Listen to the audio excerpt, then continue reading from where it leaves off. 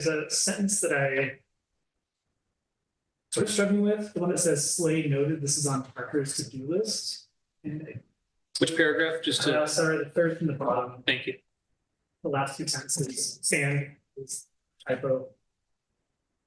But Slade noted this is on Parker's to-do list. I don't doubt that it said that, but I also don't know what your to-do list is at any given point, Trevor, so I don't I said that, but I also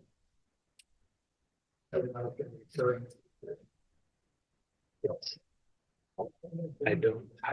I want to say that definition related. it's definition related, but maybe Oh. Trevor noted that. It was Maybe that's, I think that you were referring to the recommended updates. So last month, in addition to the safety element, there were the recommended updates for the LCP. And so that definition was a recommendation to, I think that's what you were referring to. That seems, that rings a bell.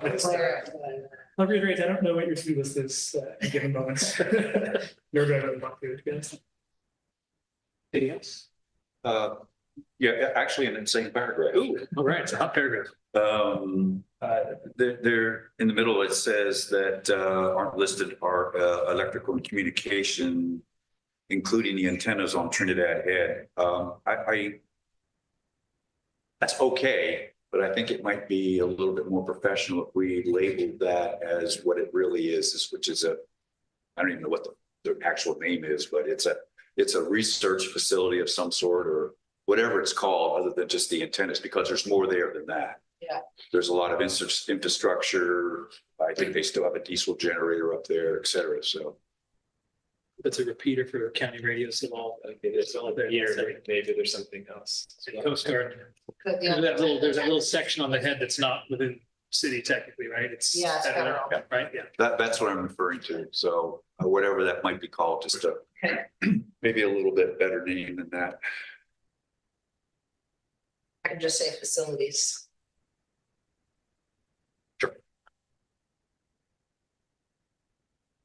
Any other corrections? Move to approve. All right, is there a second? Second. All those in favor say aye. Aye. All right. Carries 4-0. Approval of tonight's agenda. Anybody want any changes to tonight's agenda? Hearing none, I think that was approved with unanimous consent. Turning into the parliamentarian class I just took. Nice, move things along faster. All right, we'll open it up now to items from the floor. Anybody on the public or online, which doesn't appear to be anybody, has a chance.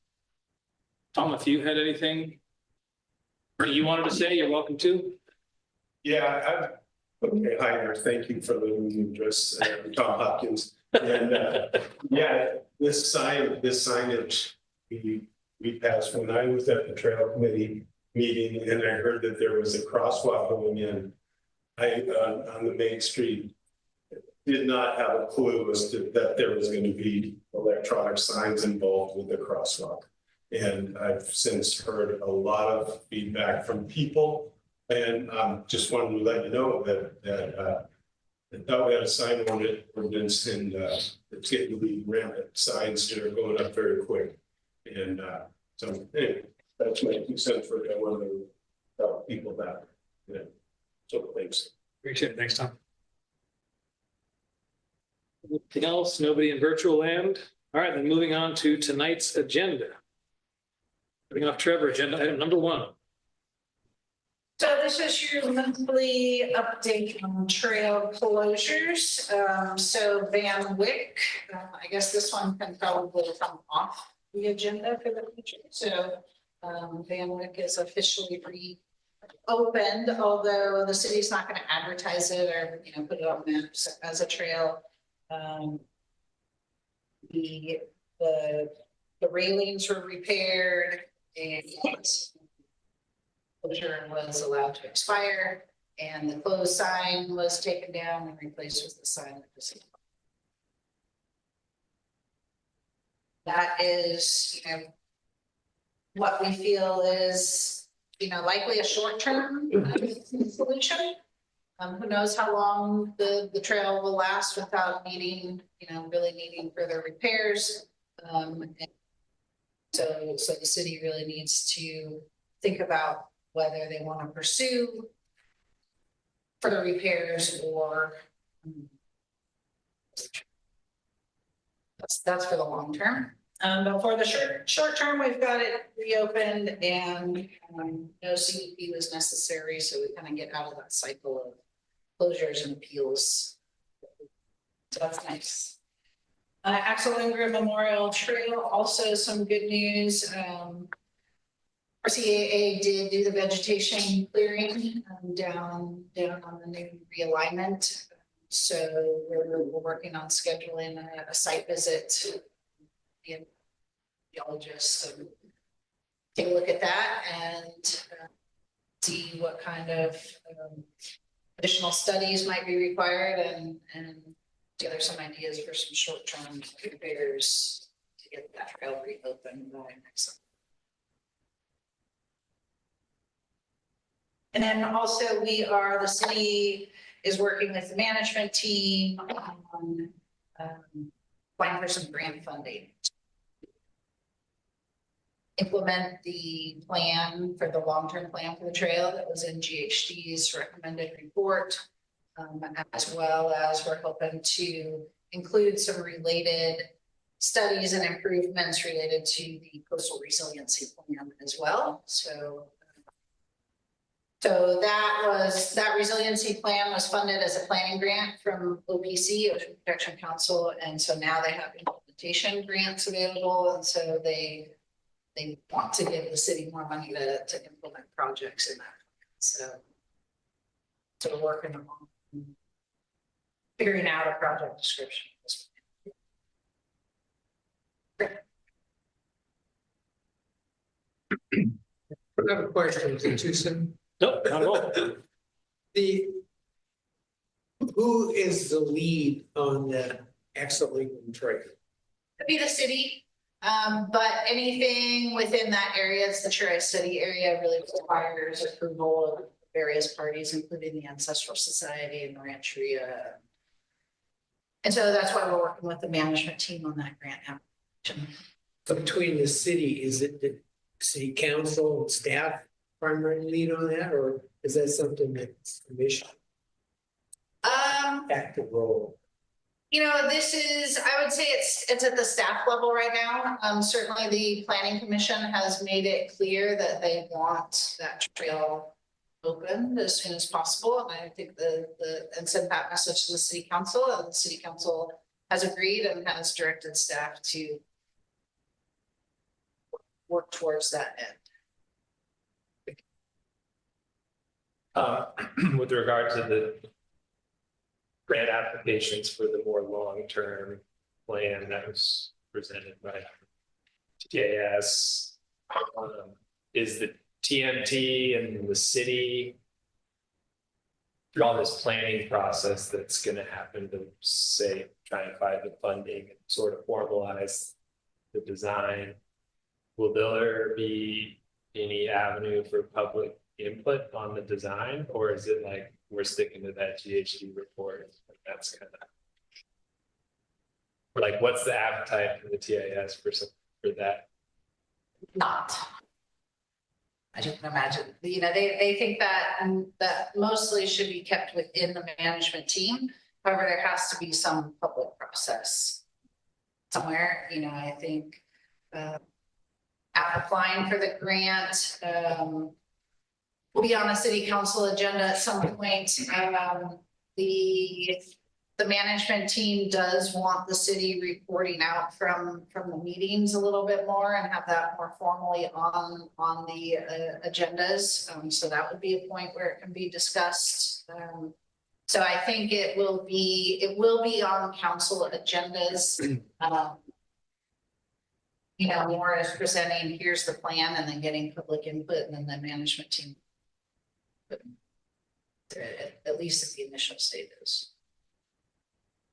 I guess I just wanted to make sure that there was some avenue before it came to us with a fully fledged project. Yeah. Yeah, we don't want to revisit the Van Wyck Trail. Right. Right.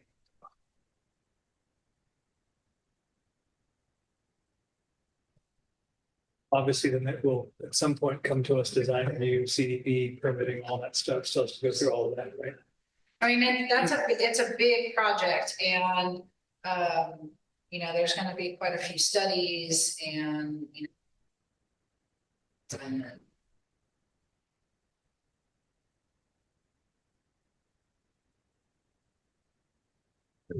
Questions on this update?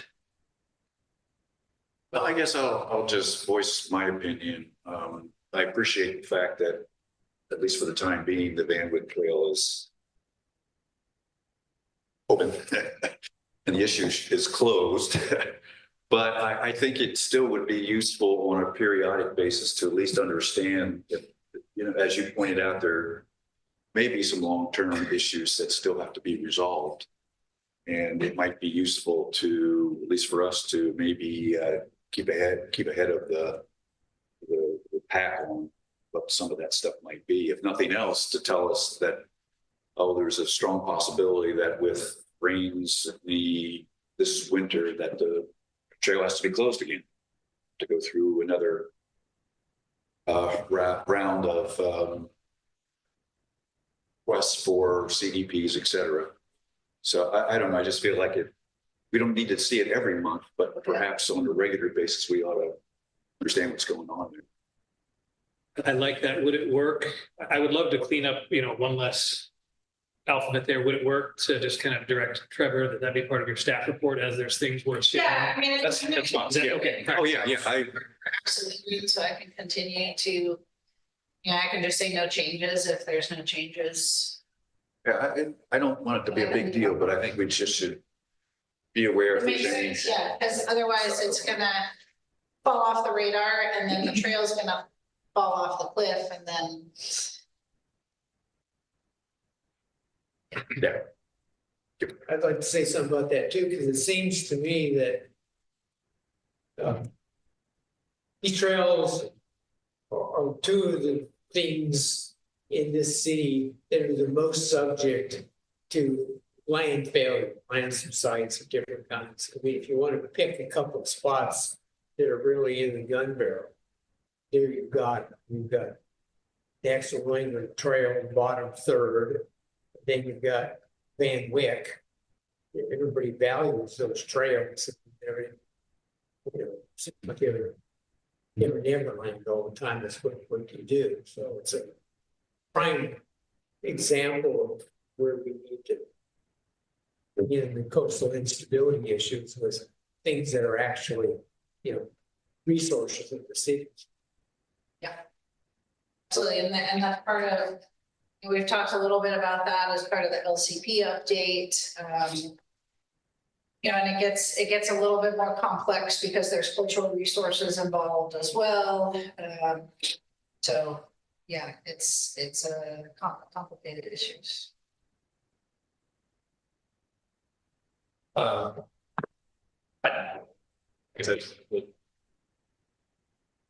missed the city council meeting where Sarah Lindgren presented the new design or conceptual design for the actual. But I did finally watch that recording of her presentation, and I think she brought up a really good point that, like, dating back to whatever the 80s, that the cities did, like, see it's like very minimal to no maintenance of these trails, and I think that's my experience. Doesn't date back to the 80s, but is true. And I think so many of these issues that we're having could be dealt with by just doing like annual or whatever, quarterly, just like little touches that maintain the trail and keep them from having these catastrophic failures, or like keep them from just going down the slippery slope of becoming just worse and worse. So I would encourage city staff, to maintain, in this case, the Van Wyck Trail in its current state, So that way, later this winter, should we get a lot more rain or something, maybe we can keep. So I guess I just really want to highlight maintenance as like an important part of these trails as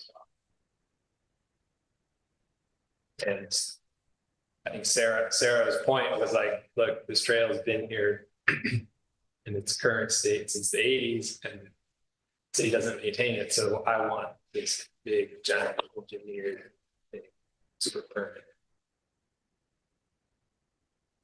And like, I guess I can understand where she's coming from. It's like, yeah, I'm tired of things slowly failing over time. So let's go with a big engineered solution. But in my personal opinion, I just wish that the city could be better at maintaining these things so we didn't have to go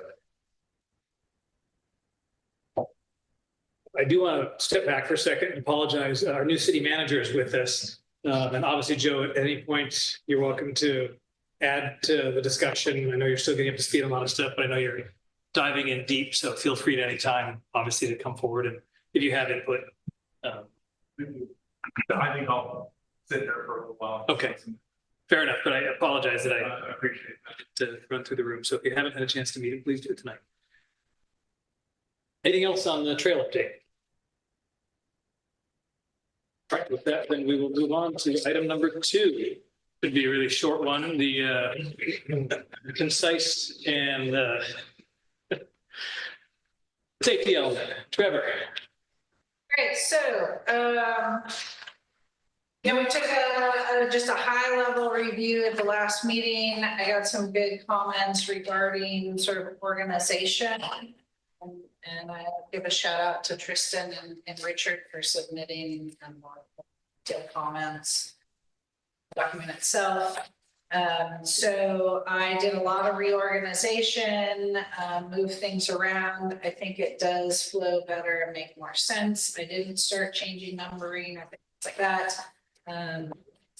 But hopefully it's at a point that you're ready to start looking at it in more detail, and if you're satisfied with the outline.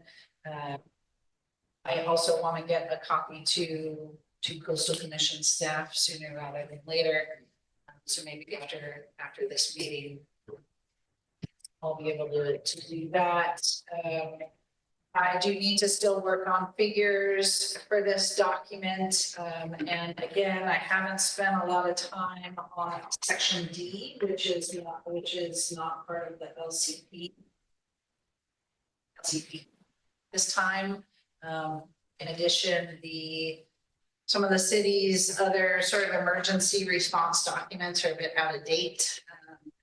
So I'm hoping that those are going to be updated soon. I know the local hazard counties working on that's in the works. There has been some talk about updating the emergency operations plan as well, which would be really helpful for this document.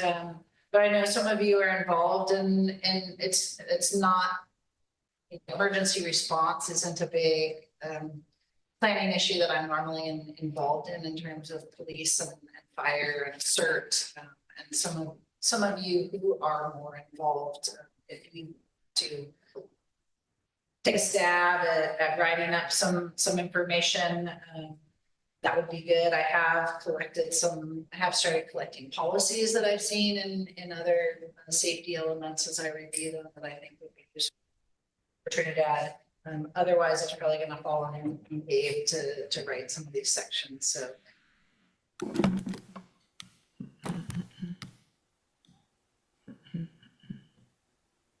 All right, thanks, Trevor. So it's 50 pages, this particular section. And so I kind of want to suggest maybe that we start with if there are kind of high level observations and comments that each of us had as we read through it. And then if we want to, at this meeting, we think it's meaningful, get deeper into the weeds with that, or if it's better, if you get enough out of that, Trevor, then maybe we could all commit to actually submit comments, which I'm guilty of not doing, and then see this again the next time. Does that sound like a reasonable approach? Yeah, okay, all right. So kind of just general 30,000 foot comments, I guess, that anybody has on it? Take step. Yeah, my general comment, on this whole document covers more than just the city. It should be for the entire planning area. Is that correct? Or just parts of it are for the entire planning area? It's primarily for the city, but just for context would include the plan. What's the planning area? It goes all the way from Scotty's Point to Driver Road, Little River watershed. Yeah, I guess I bring that up because some of the sections are very hyper focused on city of Trinidad, but other sections broader, like we're talking about the West Haven water supply and stuff like that. Maybe that's relevant because of like wildfires or something like that. Or... Well, I mean, I think, you know, the two systems are close together. They're the major water systems in the area and will be intertied together. So there is, and mutual aid, one service comes to the other in terms of firefighting and that sort of thing. So I think those are relevant.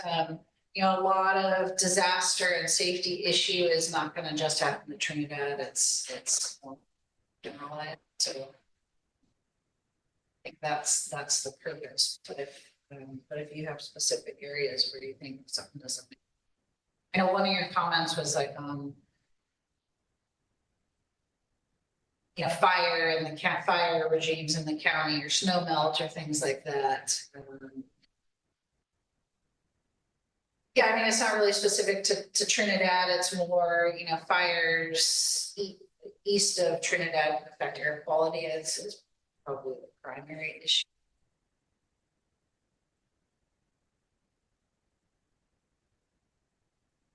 Okay, but I mean, no, that's fine. But it makes sense. I guess I just wasn't sure if we then needed to like have a broader discussion on like landslides along the bluffs going all the way down Scenic Drive and all the way north and discuss, you know, almost the whole shoreline, how dynamic it is graded. You know, we're only talking about the shoreline of Trinidad, which I think is fine too, but I just thought those were little, you know, we're really focused here on that topic, but more broadly focused. Yeah, yeah, I think that's a good point. I think part of that is because we have the information that's specific to Trinidad for that, and we don't always have information that's specific to Trinidad for some of the other issues. But certainly landslides north and south of Trinidad can affect transportation to and from Trinidad. So it would be a safety issue. But yeah, I guess from like a development standpoint, you know. No, but we could, I mean, the city could have policies for, you know, making recommendations to the county in the planning area. If who else would? Yeah.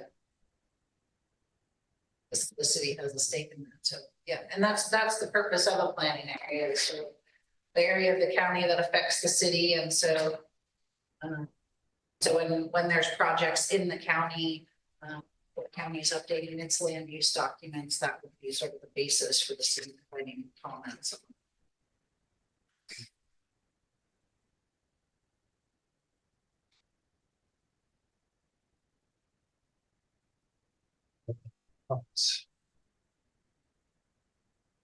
I'll make some real fast. Just to follow up on what you said, Tristan. It wasn't clear to me that we were talking about sphere of influence versus planning area. And in one area, and then in some areas, we talk about geographic boundaries. But in some areas, we talk about different, it seems like we're defining the area in slightly different terms. So I might take a look at that. I will say it's a lot easier to read this time than it was first time, very definitely. So that's really great. I did a little bit of background, and this is 53 pages long. Our land use element, which I would have expected to be huge, is 30 pages long. And so I guess the point I'm trying to make is I still feel that there's a lot of redundancy, particularly when it comes to issues related to seismic and geological hazards, and how, we go through each one of those, and that's fine. And then we do shoreline hazards. And it seems to me that there might be a way in which we could maybe combine some of those, because when you look at the actual goals and policies, they're very similar. And in some cases, I would have said, well, that's exactly what we said 2 pages ago or 3 pages ago. So I don't see that as maybe, I see it as maybe something that we can refine a little bit. Now that we have an expert on the planning commission when it comes to geological stuff, I'm sure this will really get cleaned up.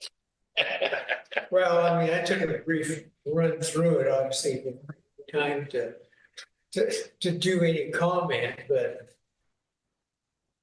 I like to say, if you start talking about shoreline issues, almost all of our geologic hazards are shoreline.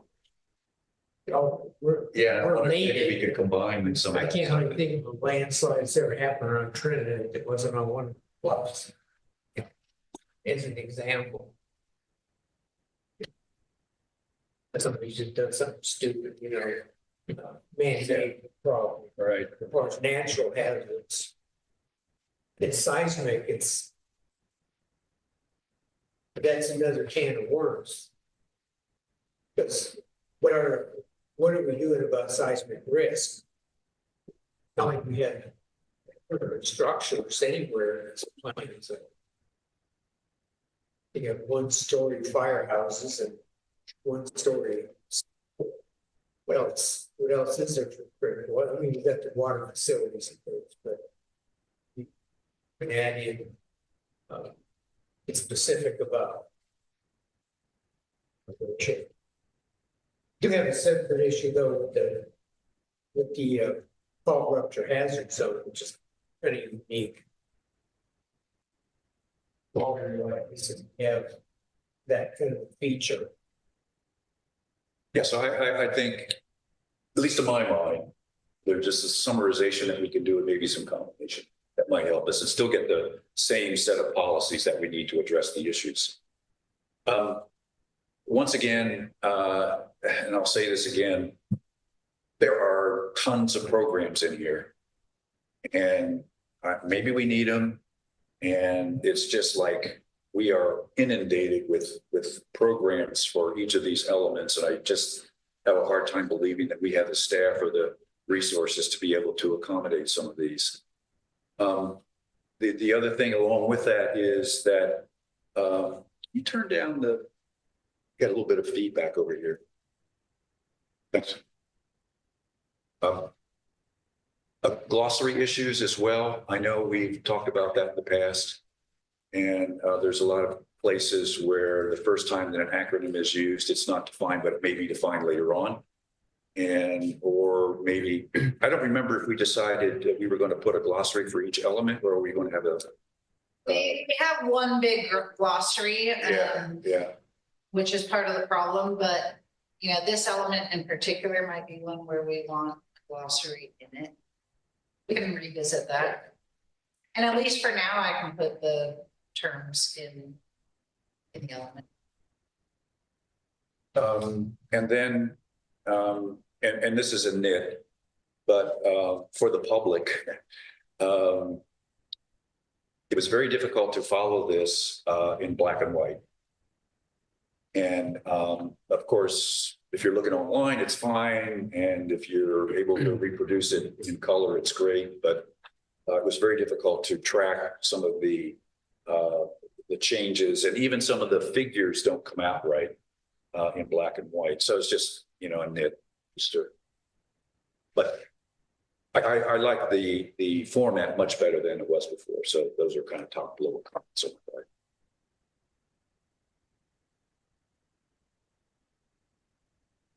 As far as the policies themselves go, a lot of them seem directed towards property owners. There's other types of applicants, and I think that there's maybe disproportionately few things that the city is responsible for in the document, right? Like I think that, I mean, obviously the first item, the first policy listed is hazard mapping, but there's not mentioned elsewhere of the extent to which monitoring of these very dynamic slopes and bluffs and beaches and whatnot should be happening, to the extent to which the city should be responsible for that. I think that there's other issues like that where the city could take a more active role in resolving some of these things. Like another example that strikes me is in the tsunami section, the state of disrepair of the warning horns or whatever was mentioned, but then an action item which suggests that that sort of equipment should be maintained to the best extent possible.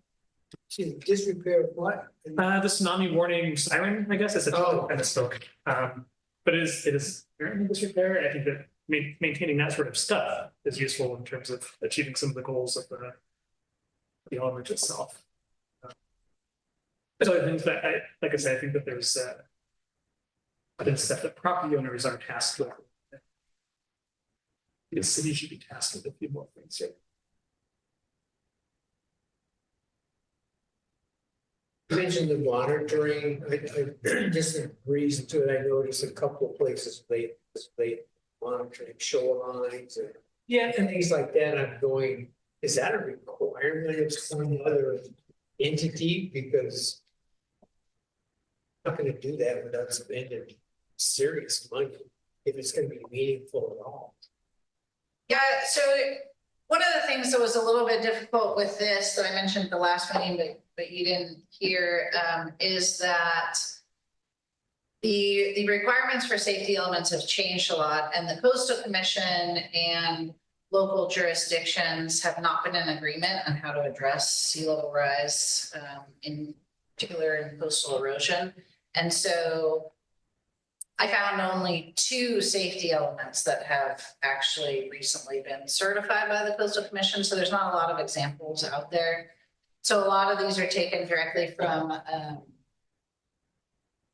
Half Bay. This was the one that I found that was most relevant to Trinidad. So, a lot of these, I think, and this is a reason I want to get it into Coastal Commission staff's hands for review soon, is because I want to get their input on it. And, the Coastal Commission does put the responsibility for, a lot of things on development and developers. It's private property. It's, that's where the value is, and it's not the city's value, it's the property owner. So the Coastal Commission does put a lot of that responsibility on property owners, but a lot of things seem pretty onerous. I mean, in here in terms of shoreline management plans and everything, and I haven't spent a lot of time going through the policies in detail to try and to Trinidad. I just wanted to get the format and the meat of it together, so we can start looking at them a little bit more. Yeah, there's a lot of pretty onerous things in here, but my impression is that's what the Coastal Commission's got. Looking at the QB1 on page 23, you don't necessarily need to flip to it, but an evaluation which requires many things, items A through J, right? It's pretty onerous, and it seems in some ways that type of stuff might be redundant to the type of data and monitoring that other entities are actively doing. So it is a repository of that sort of information that people can reference rather than and it's not the city's responsibility, but again, there's a lot of monitoring going on. It doesn't necessarily need to fall in the laps of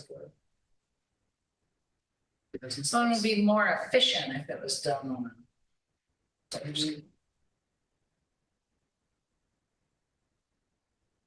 I had a couple things. I too have a lot of margin notes about, there's a lot of, repetition, which is understandable with drafting and cutting and pasting. And I'm wondering if a potential way, in particular, that jumped out at me going through the hazard section as you got it built out now, where we just kind of say the same thing about this particular hazard, then we go to the next hazard class, say that same thing about the next hazard class, we say the same thing about each hazard class. So I didn't know if there was a way kind of with that general section to say, these issues are common to all hazard classes. And then as we get to a specific hazard class, if there's something different, unique to that one, we can speak to that, seismology, those types of things. And that might be, and I know it's another reformatting that you have to do, but I thought that might be a way to clean that up. Yes, I think that's a good point. I think I moved a couple of things into more general, but yeah, I'm sure there's more that can be done with that. I've got a lot of notes I can send your way with that. Yeah. Okay. And then I was struggling with the appropriate level of detail and information to put in here. I mean, the scientist in me loves the deep dive and the detail and those types of things. But if anybody was unclear on the Franciscan complex and the melange and those things, it's in here at least a half a dozen times. So again, so there's opportunities to really kind of, and I don't know what the balance is between what level of detail when we get to some of the stuff on, climate change and rainfall and sea level rise and those things, what level of detail we have to put in here, recognizing what is the intent of this element in our general plan to really do, to give somebody a general idea, and that can be found elsewhere in policy, or that was another comment I had on that. And then the last one that kind of might relate to that is, how much are we allowed to refer to other documents? And there was some stuff in here, I think it was SB 272 or something, but then we talked about the Community Coastal Resiliency Plan. And I didn't know if some of what that SB, is it 272, I think? It's the numbers in here. As far as the vulnerability assessment? Yeah, I think so. But I didn't know, are there aspects of that that are already covered in that? Can we refer to other documents and then not have to put it in detail here, then kind of making it a little bit more evergreen, a little bit less likely to change it in one place and forget to change it in the other? I don't know the temperament of the Coastal Commission, if there are rules on how much you can and can't say, see this other document. Well, we do have to be careful. Yes, I think the resiliency plan would qualify for the required vulnerability assessment.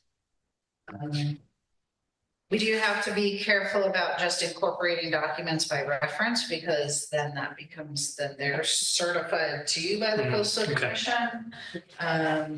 So we just have to strategize on how we approach that, but certainly we can refer to other documents. And I think we want to include enough information so that people don't have to go find another document to go look stuff up. I mean, we don't want them to have to, it'd be nice if it was all in one document. They can, but it only needs to be enough to provide context for those. It seems that you have different users that if you're trying to cover everything with and I'm thinking, you have like the city that has responsibility for infrastructure and a bunch of things. And then you have, private landowners. And if those two users need way different kinds of information, it seems to me. And that, I know it before, not this time, but way back, I remember in the county was doing the general plan. From the 80s. And I got into that. And boy, did it get confusing. It's the same thing. Who are you describing these issues to? And then people who needed to deal with certain regulations, like you're developing a piece of ground. I mean, there's a whole list of things you have to go through. But city isn't dealing with that kind of development. You got your infrastructure, water lines and things, but I think in terms of the text, we want to primarily focus on making it understandable to the public, because city staff can always, for us, it's easier to go to those reference documents and find background information. In terms of the policies, though, it would need to apply to both. Well, I think also when we turn these into ordinances, that it becomes a little bit more clear as to who's responsible for specifics. Oh, yeah. And we're a long way from that, unfortunately, but that I think, in my mind at least, helps clarify some of that. Those gray area policies and who's responsible, because when we do the ordinance, to me, it becomes a little bit more clear. But maybe some of those things like the requirement, the 100-foot setback and the design life of the structure and all those things, maybe could go into the ordinances. Well, I'm sure they will, yeah. Instead of being in here. Be more general and say. You have certain requirements you're gonna have to, can't just go out, get a permit, you gotta do certain studies first, because of these issues. Yeah, and general plans usually are supposed to be general. For the coastal part of it, though, the standards are a little bit different. We have to get a little bit more specific, but yeah, I think I did notice that, it's just set the life of a structure, but I think the life of a structure should be dependent on what type of structure. It's different structures are going to have different lives. Setback is, I think it's 100 feet or stable for the life of the project. Area of influence, Yeah. if you want to get into just specifics of coastal bluff retreat, evaluation, it gets really complicated. And it doesn't belong here. I mean, if you get an appendix somewhere, like you say, certain things that are quantifiable, maybe it goes there, but we have our arms around a lot here. Can't get site specific. Don't plan. Most of those things are site specific. It might not make any sense, but. No, it does. We don't want to set, specific standards in the general plan when it should really be based on a site specific stuff. Yeah, echo. I felt like there was definitely some stuff in here that is covered already in some of the ordinances that we've seen. Be okay to pull into the standards and requirements and things like that.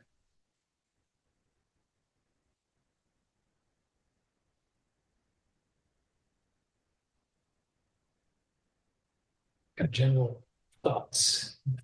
I've got some concerns. I think Richard brought these up at our last meeting. There's so many intervals at which things must be done, and they don't seem to sync up, right? There's 5-year intervals, 8-year intervals, 10-year intervals. I'm just wondering, I don't think that there's any way we can. Man, it'd be nice to streamline those a little bit so they are done at least a bit more in sync with one another, if they're going to get done at all. Not a solution to that. It's troublesome. Start with a list of what the intervals are existing, right? And see if we can, maybe, I don't know. Well, I mean, even 10 years. Well, and as I said before, I just don't think we have the infrastructure and wherewithal to do some of this stuff. I mean, when you look through here, there's things that have to be done every 5 years. There are things that have to be done every 10 years. Who's even tracking that on a schedule anywhere, and the coastal, is it the SB 272? Well, we don't have to do that until 2034. Oh. So, Well, or on the next LCP update. so I'm just going by what's in the policy right here. Yeah, but if we're updating our LCP, it's going to be required. And I think one of the reasons for these specific policies is because the Coastal Commission's pushing for this idea of managed retreat. And so they want a plan for retreat. And if you're not going to do that, then they want these timelines and these, so, okay, in 10 years, you're gonna do this, and, you know, every 5 years, you're gonna do this. So as opposed to saying, you know, okay, well, we're gonna start moving houses, or you know, whatever it is, this is the solution, this is the compromise to say, well, we'll monitor it, and in 10 years, we'll check back in and see if we need to do it. I'm sorry, but when they talk about retreat and some evaluation of that, I mean, what's out there that can be retreat? That's what. See, because we don't have houses right above the beach, right? Anywhere. Everything is up on the bluff top someplace. There's no well, I guess I can think of one example.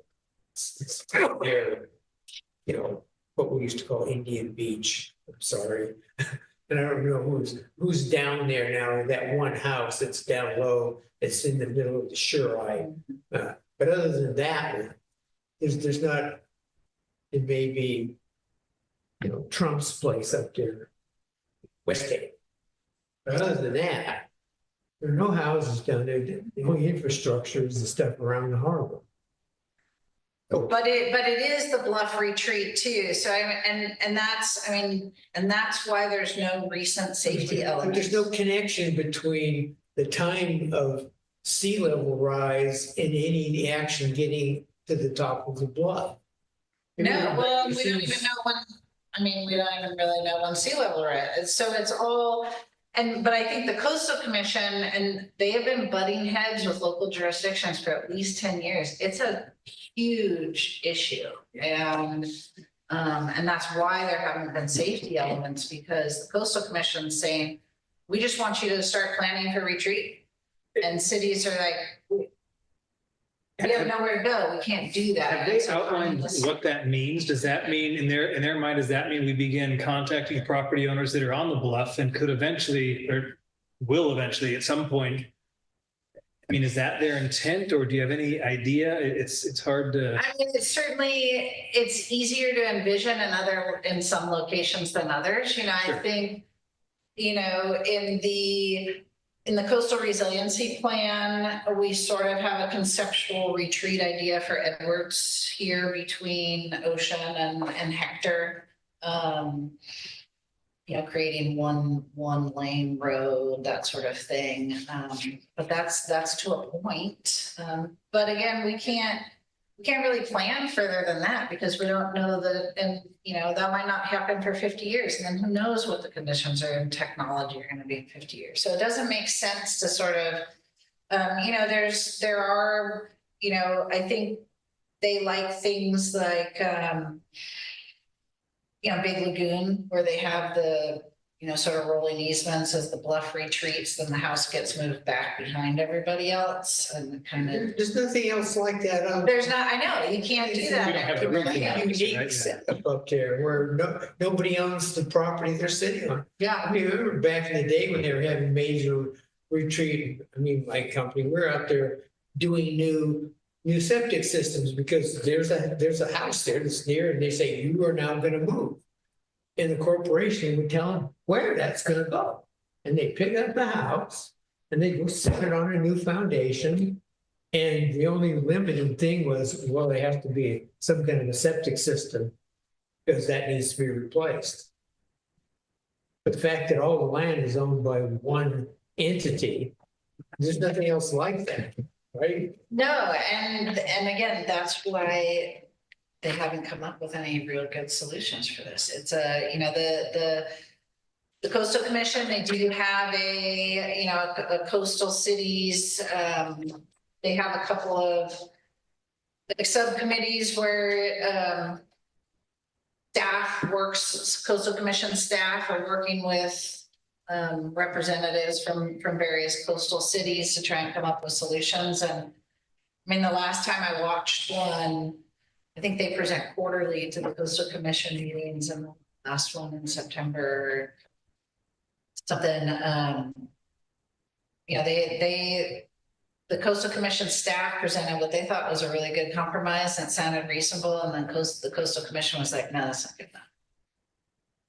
So it's just a test case, or you let somebody else thrash it out. Wait. I mean, the option is we just stick with our old general, but I mean, it's not working very well, so that, you know, we're kind of stuck because we can't just keep using our old general plan. Did I hear you though say that a midway point on this would be to put language in that we will monitor in 10 years, and that kind of allows us to continue as we are while we see what else shakes out? I think that's really the. Beyond that, I don't the have a only way solution. We can go is do some monitoring, you know, and I think we're gonna have to be really careful. I think from, you know, coastal development permits anywhere near the coast are gonna get a lot more onerous, but it's not necessarily that you can't develop, but you're gonna have to recognize, and that's what they're doing with individual development permits is, okay, you have to monitor the bluff if it gets within so many feet of a house, or what, then you have to do this or that. So they're kind of doing managed retreat on an individual coastal development permit basis now. So you know, so to the extent we can, yes, that would be the solution, is just kind of monitor, and in 10 years, nothing's happened, and whatever it is. Do you have to say how you're gonna monitor? Reference points. Probably, and you know, maybe submit 5-year reports or something to the coastal commission, or Make homeowners do that. As part of any new coastal development permit, yes, you can. In terms of existing development that isn't getting a permit, you can't. This is why people are tearing down old places and building a new one on that exact footprint, so that they don't have to do this. Yes, but if you have to keep 50% of your walls and foundation, otherwise it's new development, it's not. Right, so that's what, that works. If it works, we can take a break and open for public comment. I do see that one member of the public has joined online. See Marilyn Sterling, if you have any comments on the general plan update, safety element, now would be the time, or anybody else in the room. Seeing any unmuting or hands up in the room, we can bring it back to us then. Do you feel like you have what you need, Trevor, to unfortunately take another stab? I know you're anxious to get this in the hands of the Coastal Commission. Yeah, I mean, I can certainly keep working on it. Like I said, I wanted to start getting this in front of you and start getting some input, even though I haven't been through it in as much detail as normally I probably would before getting it to you. So yeah, there's more work I'm going to do just myself. I just want to keep making progress on it, so keeping it in front of you guys. So yeah, I can keep working on it. Well, no, we don't have a specific deadline. We're already past our grant deadlines, but they're not, you know, they're soft deadlines. But as far as I know, the end of this year is a hard deadline to spend our grant money. We have a grant for staff to update this plan. Yes. Yes. That's your real deal. Yes. We're not out of money to pay staff to continue. Any other general or specific comments from the commissioners? If not, then I think we can move on. I mean, I guess I have I have a handful of rather specific comments, but I don't know that we need to go into all of them, but circling back to the managed retreat idea. So in here on back to page 56, there's the property protection plan, which is like pretty darn onerous. And like, I guess maybe presumptuous, as was my takeaway. It's like the first item A in there is like provide an estimate of when the structure will be permanently or maybe permanently unsafe. It's like, how is like such a stab in the dark that sort of sounds like when you throw that out there, it's like sort of putting a timeline that's on your project that's so difficult to actually. I mean, obviously you hire whoever licensed professional to come up with that, but it feels like that's kind of like a binding thing, or like, I don't know why someone should be required to put that stain on their property of like, oh, well, this house is only going to be good for 40 years per this study, when it actually might be good for 80 years before it falls into the ocean.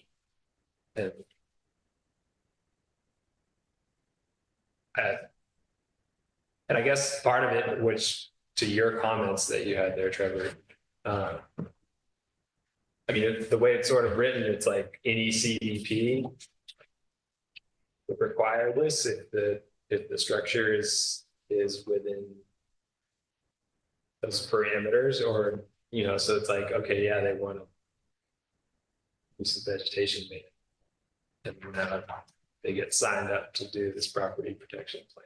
I don't know, it just seemed a little, I mean, like you're saying, the Coastal Commission has very onerous requirements, but I guess that one stood out to me as I was just like, maybe can we just like eliminate that whole section? Probably not, but Maybe, I mean, sure. I struggled with that one too, and I didn't fully understand it. I think a lot of this stuff is too much for Trinidad, and I think we need to pare it down, but I didn't want to necessarily do that myself. I wanted you guys to see this stuff. That, like I said, Half Moon Bay recently came out with. And I struggled with understanding this because it says, oh, property owner can just elect to do it. And I'm like, well, why would you elect to do this? And so it must provide some sort of assurance or something for the future. Relieve some uncertainties about what might be required in the future. So you do this plan and you're sort of guaranteed to be able to do that. I struggled with that one as well. I don't fully understand that. yeah, well, I'd be happy just eliminating it. I guess since you did just highlight that it's voluntary, so. Well, it says shall as part of any CDP, but it also says for a property owner would like to do it. And so I thought, well, what's the advantage? Why would someone want to do that? Right. Well, they might want to, if they're selling it and want to establish the value, and say, well, all you need to do is just plan and maintain the value. I mean, you can come up with reasons. Yeah, have some certainty. Maintain, property value. Well, yeah, or I guess it could be like an insurance thing. Theoretically, they could do that on their own, but too, they demand it, right, provided in here. Yeah, that section, when I read it, I started trying to think in my head how many structures already meet these criteria in town within 100 feet of a bluff edge, or, I think there's a few in my mind that I could think right now. And they have nowhere to go. Right. Yeah. So I kind of like the next section, incremental removal, I thought was a much softer touch to kind of hit the same thing. It just talks in general concepts when there becomes an issue such as stability, inability to deliver essential services, those types of things, then these things should be dealt with. And I think that is really appropriate for us because that just puts it on people's radar, but doesn't do anything hard and fast and official and literally triggering, by a certain metric, because 100 feet may be meaningful or may not be meaningful depending upon the underlying structure and, And geology and. Right. I was just going to say, the sort of thing is, if somebody has valuable structure on a piece of personal property, and they are starting to be threatened by slope failure, then most people you can't retreat. You know, it's rare. It happened. Ended up building good in a few places, but they're going to want to put structures in. They're going to say, okay, it's coming for us, and now we're going to hire an engineer, all that, and come up with a stabilization structure of some kind. This might need to know that that's going to go through quite a review process, not just the city building department. The coastal commission is going to have a lot to say about those kinds of things. Yeah, maybe that's where you have a little bit of advantage of certainty, because if you get pre-approval, at least conceptually, if you're doing something like that, because of course, the coastal commission does not want shoreline protection structures. Right, but that doesn't mean that they won't accept bluff top stabilization structure. No, but even that, they have some issues with, because it affects sediment supply and that sort of thing. But I think they would accept a bluff top structure on a limited timeline basis. What do you mean by? Like, as an interim measure, like you could shore up your house for 10 years until you figure out some other solution or something.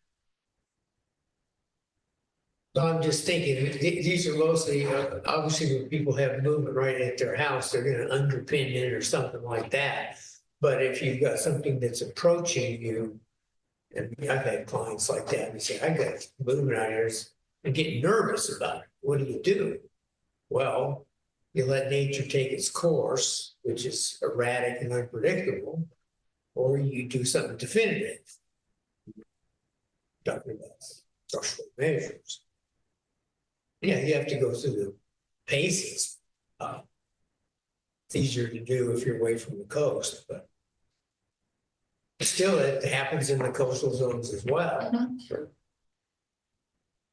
Maybe just these kinds of things just belong to, I don't know, an addendum or something like that. If you have trouble, here's what you're ready for this, rather than it being in the general document.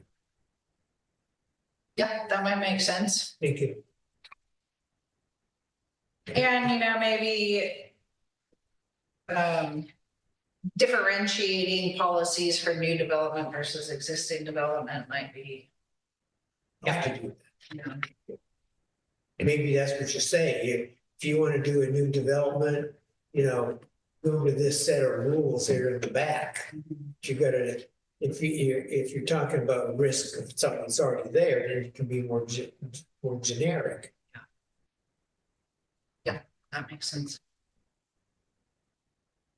Just thinking it might be useful. I don't know if it's useful, but I would love to see the policies of Rancho Palos and Portuguese Bend, because they're facing this in spades with land movement and cutting off utilities and houses literally needing to be moved from the bluff.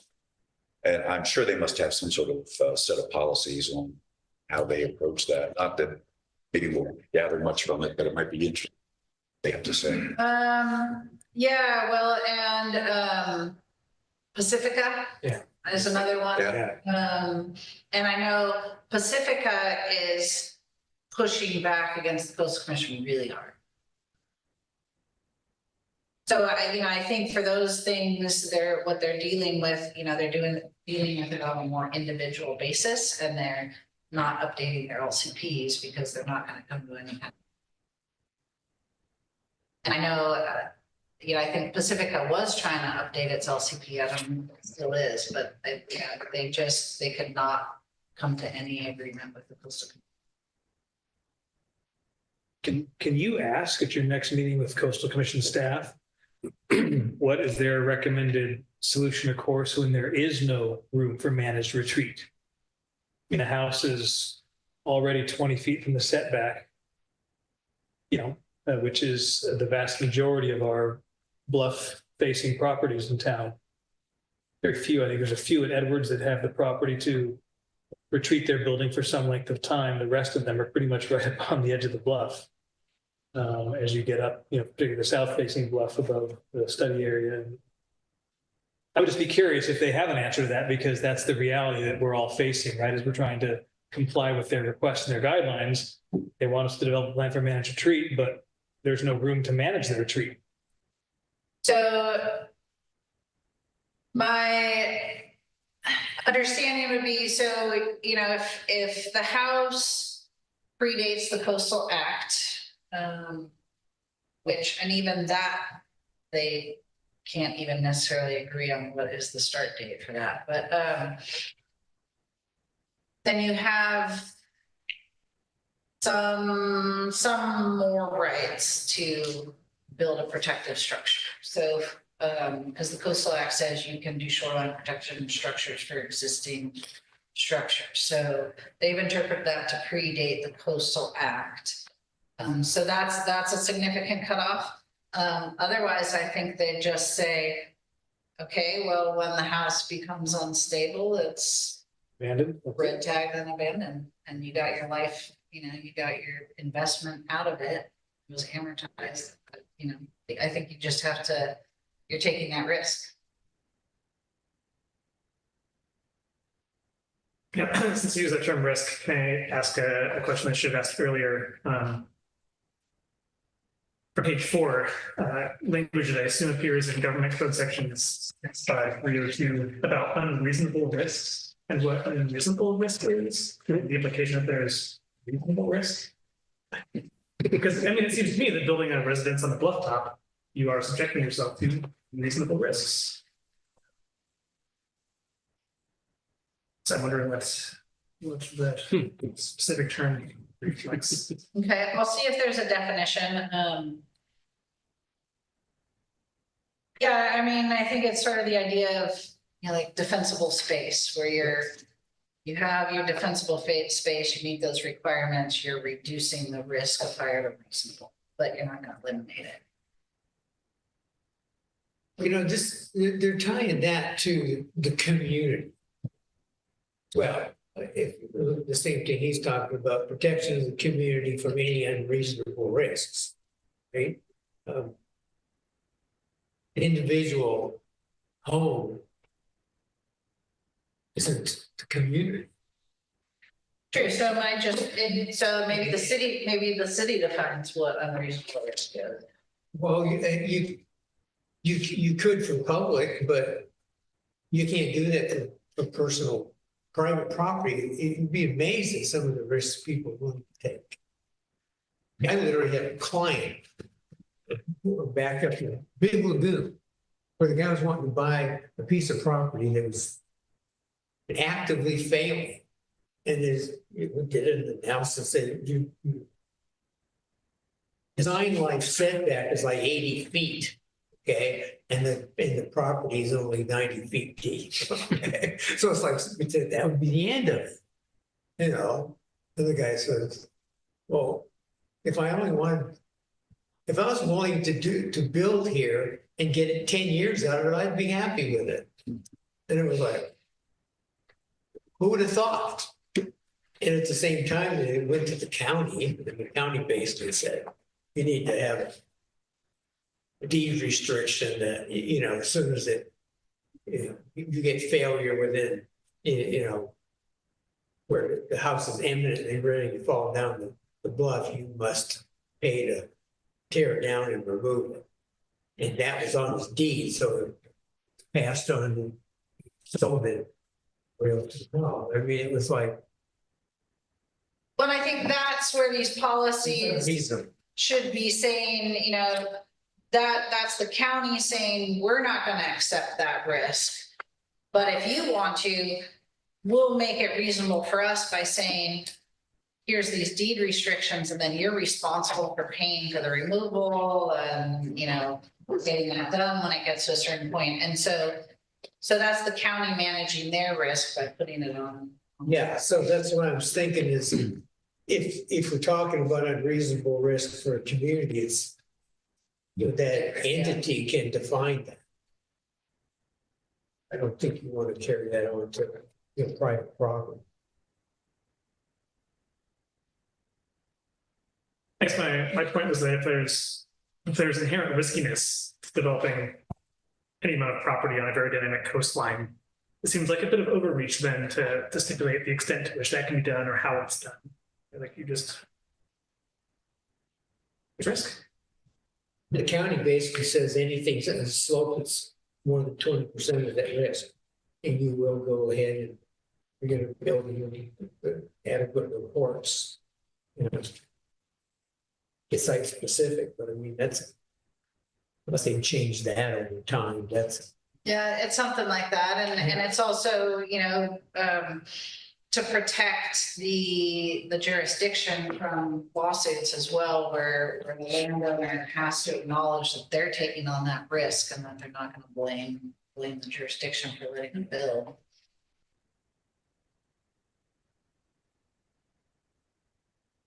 Yeah. It's an interesting one. Yeah, because the opportunity for new development is pretty limited. Right? Bluff in the city. But we've got the existing development, and so how do you tell somebody the house they've got already is at risk? I guess the ownership change, right, is when you would get someone to have the opportunity to. Property disclosure certainly would be a good time. Anytime someone does a building permit, maybe even if it's repair and maintenance, you still sign acknowledging that.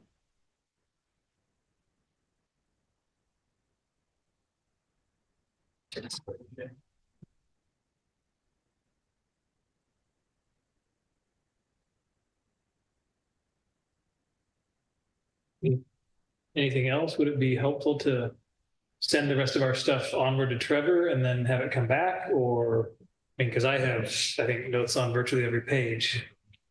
I think most of us do, looking at as people are flipping through here. Yeah, I mean, we can keep going. I don't know, or we could just send them via email.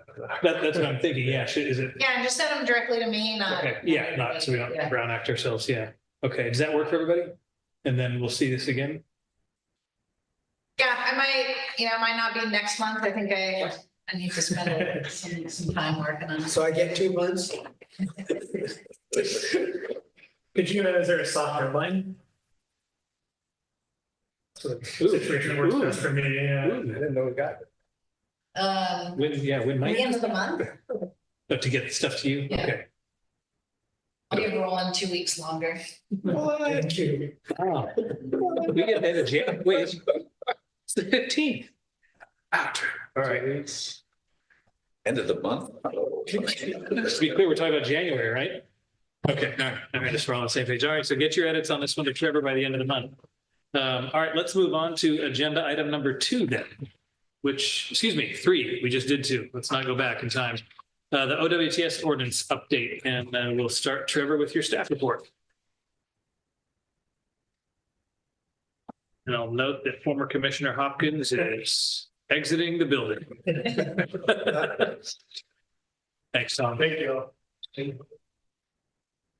All right, so this sort of has come up twofold. The original impetus is that, we've been talking about ADUs for quite a while and trying to develop an ADU ordinance. And the county recently reinterpreted their regulations, and we did get a letter here that makes some good points. I do want to address a few things in there. But so we want to look at ADUs and second units and septic requirements. So looking at the OWTS ordinance. And since we're opening that up anyway, now we could require something specific in the ADU ordinance, but HCD frowns on that. They don't want things really specific to ADUs. But also, this ordinance, it's actually the first project I started working on for Trinidad in 2001. adopted in 2008 and just amended to reorganize it into 2010. So, and we're just now kind of implemented it throughout the entire city. So, you know, we still have a few holdouts, we still have a few issues to address. But now that we've kind of implemented this, it seems like, I know there's some things in there that I've noticed that I think we should change. And so I thought it might be a good opportunity, since we have to revise the ordinance anyway, to kind of look and get a take on your experience with the OWTS permit program, and just get any other input for amending the OWTS ordinance. So, and then specifically in terms of the residential sizing, the county, they previously required a minimum of 2 bedrooms flow per residence, and they recently changed their requirements so that it's just a minimum 2 bedroom flow for a residential system, no matter how many residences are on it. So it made a difference. So say you have 2 1-bedroom units. Previously, the county would have said you need a minimum 4-bedroom system. Now 2. And so, you know, I thought that the 2 per unit might be a little overkill, but I'm not sure that the change in this interpretation was really politically motivated, not scientifically motivated. So I do want to point that out. And the idea was to allow more ADUs. And I think, you know, the concern is not so much on an individual lot, you know, parcel by parcel basis so much, but just the density of septic systems in Trinidad in general, I think, is a little bit different, and a somewhat unique situation that's not, that doesn't apply to the entire county. And I have been talking to county staff about this issue. They are starting the process to review their regulations, and they are going to revisit this as well, this topic. So it might become a moot point eventually, but I have a feeling they're going to take a while with their regulations. You know, one of the things they want to do is add a definition of bedroom. Talking to staff, they like the approach that's in here, where it provides quite a bit of flexibility, I think, for having various offices, dens, things that aren't counted as bedrooms, but does put a limit on it that is, you know, that we can draw the lines. So I think that's the idea with this, to have a definition for bedrooms. So I provided 2 sample definitions that I think are similar in terms of what the end result would be. And then the other thing that I added, because the thing in Trinidad is we have a lot of big houses with very few bedrooms. So that's kind of the concern. And then also for sizing requirements, so I did sort of a middle ground where the first unit, first residential unit has to be sized for at least 2 bedrooms, but then additional units don't have to have that. So that is that middle ground between what the county did require and what they require now.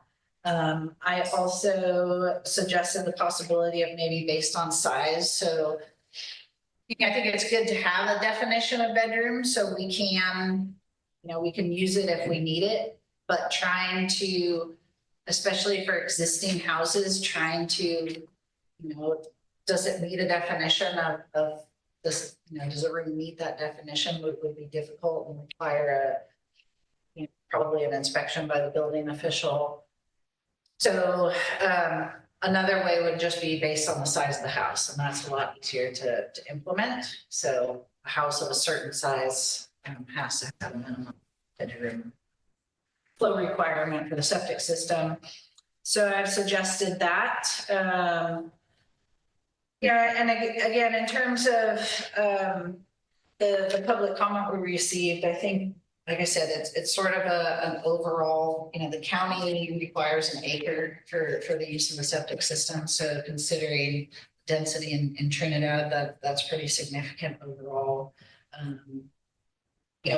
Water quality has improved, but there's still bacterial contamination in surface waters in and around Trinidad. We don't know definitively that it's from septic systems. And then the other issue is, it's been suggested that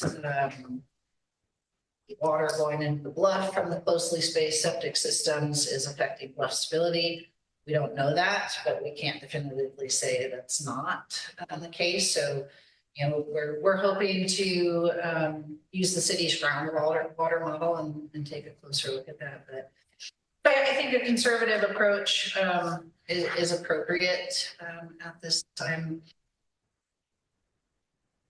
The letter mentioned septic tank sizes, and I did include you can use an undersized tank that's existing because tanks can be pumped out. It's really the leach field size that I think is the biggest concern. So anyway, so I think this would apply to both single family residences as well as ADUs in particular. So just wanted to get the planning commission's input. We've talked about this a little bit in the past. And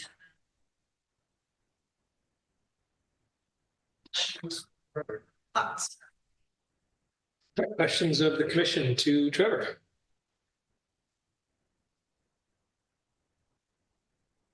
So what basically is the issue here? You're managing systems, which is kind of unique there, right? And you're evaluating existing systems on a semi-regular basis.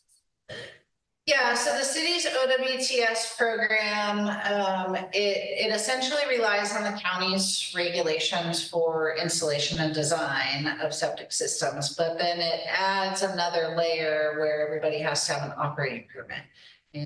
And you have to get your system inspected periodically to have an operating permit, and then at the time of improvements or property transfers, we could require upgrades to those systems. So it adds that layer. Right. So you're protecting from the biggest issue with on-site septic, which is contamination of the local area, which is has nothing to do with septic tanks. It has to do with failed leach fields. Yes. So you're already have a way of checking out a potential failing leach field. Inspections. Otherwise, a lot of times people notice the problem, or they notice the problem, but it's not a big enough problem. Well, and I think Trinidad's soils are so sandy, things aren't likely to back up. Well, this is true. So in that case, it seems like you've already done more than most communities for dealing with on-site septic, even though it's very dense in Trinidad. Yes, to some degree, but I think it does follow the state's OWTS guidelines for areas where waters are impaired. Water quality has improved in Trinidad, but we do still have contamination. There are quite a few states that do require rain permits and things like that. And of course, Trinidad is one of the few areas where you don't need replacement areas designated, right? We do, yes, you do have to have a reserve. Yeah. It used to be you'd have to have a reserve, and then you'd have to have basically 3 times the size of the leach field. So I think we have a lot of undersized systems, and they can get operating permits. we do get a lot of leaking tanks or roots and tanks and things, so that's where the tank might be contributing wastewater. Or things that aren't really tanks.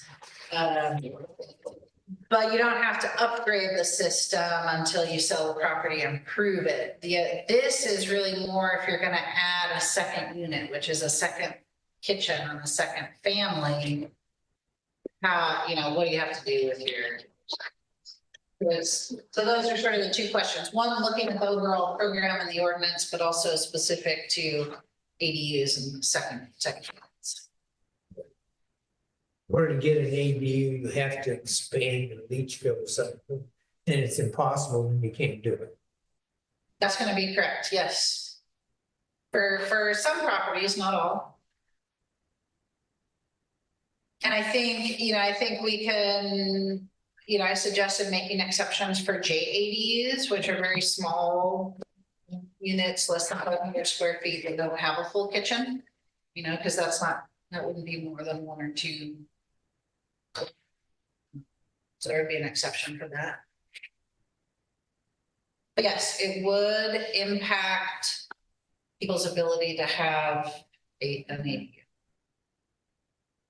Because in my mind, and this is just maybe a philosophical thing I want to say at once, is you have relatively dense systems, regardless of how many houses. You got a lot of systems in a small area.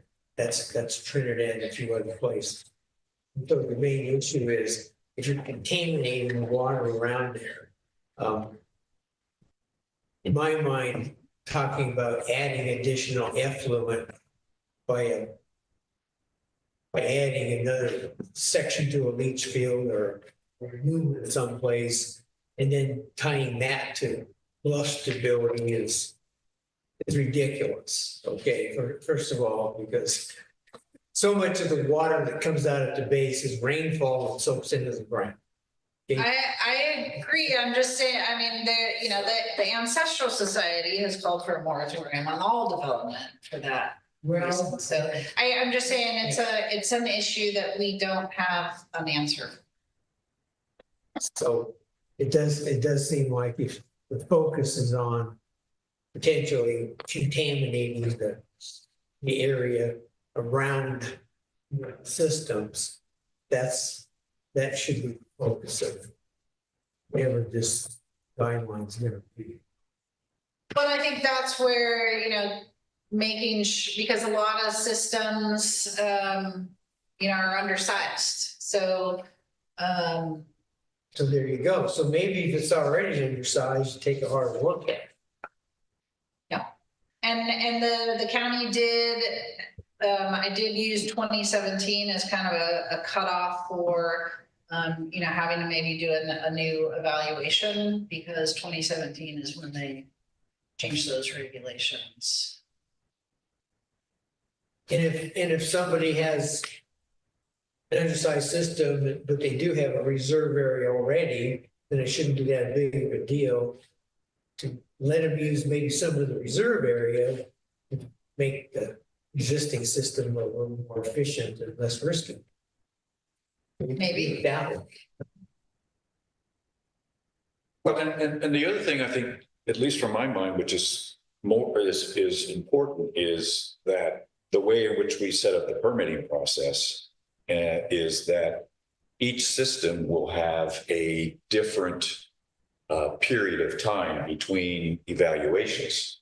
For example, a top-notch, fully up system may require evaluation maybe only every 5 years, whereas a undersized or a underperforming system permit requires it to be evaluated, say, every 2 to 3 years. Yeah. So, I mean, that's what's in here, right? Pretty much so, I thought, maybe, hopefully. Yes. Yes. So in terms of the permit program, yes. Yeah, that's what I thought. Right. Yes. Right. Yes. So I think what we're trying to do is just make sure that whatever system is there within reason is functioning to its highest capability, even though it may not be the state of the art. but we're still managing it as best as we can. But there is the added addition where if you're gonna create an ADU, you might have to upgrade your system. Well, exactly, yeah, I was just referring to the basic right now. Yes. Right. Yes, yeah, in general, people, as long as their system is functioning, continue to use it until they sell or improve the house, and would be considered an improvement.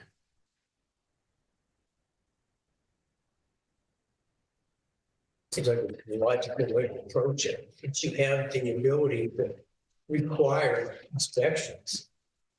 But we want to make sure that it's sized appropriately, that it's going to provide adequate treatment. Right. So a lot of the existing ones we already know are undersized, and you're not make them bigger unless they start to fail. But if you're adding an ADU, you're going to increase water use and kitchen waste. Right, so that should kick in Yeah. the evaluation. Yeah, yeah, Then it gets site specific. yes, Or systems, right? Yeah. yeah. Yeah, that covers it. And that's in here already, right? For sizing, for AG, so no, because that, for ADUs, no.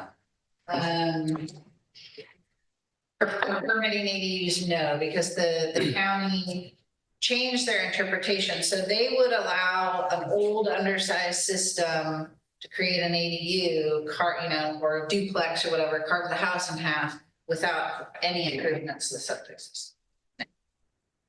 Again, that was a political decision, not a science decision. And so that's where the concern comes in. And for that's Trinidad. as long as there's no net change in number of bedrooms, or regardless of number. As long as there's no net change in the number of bedrooms.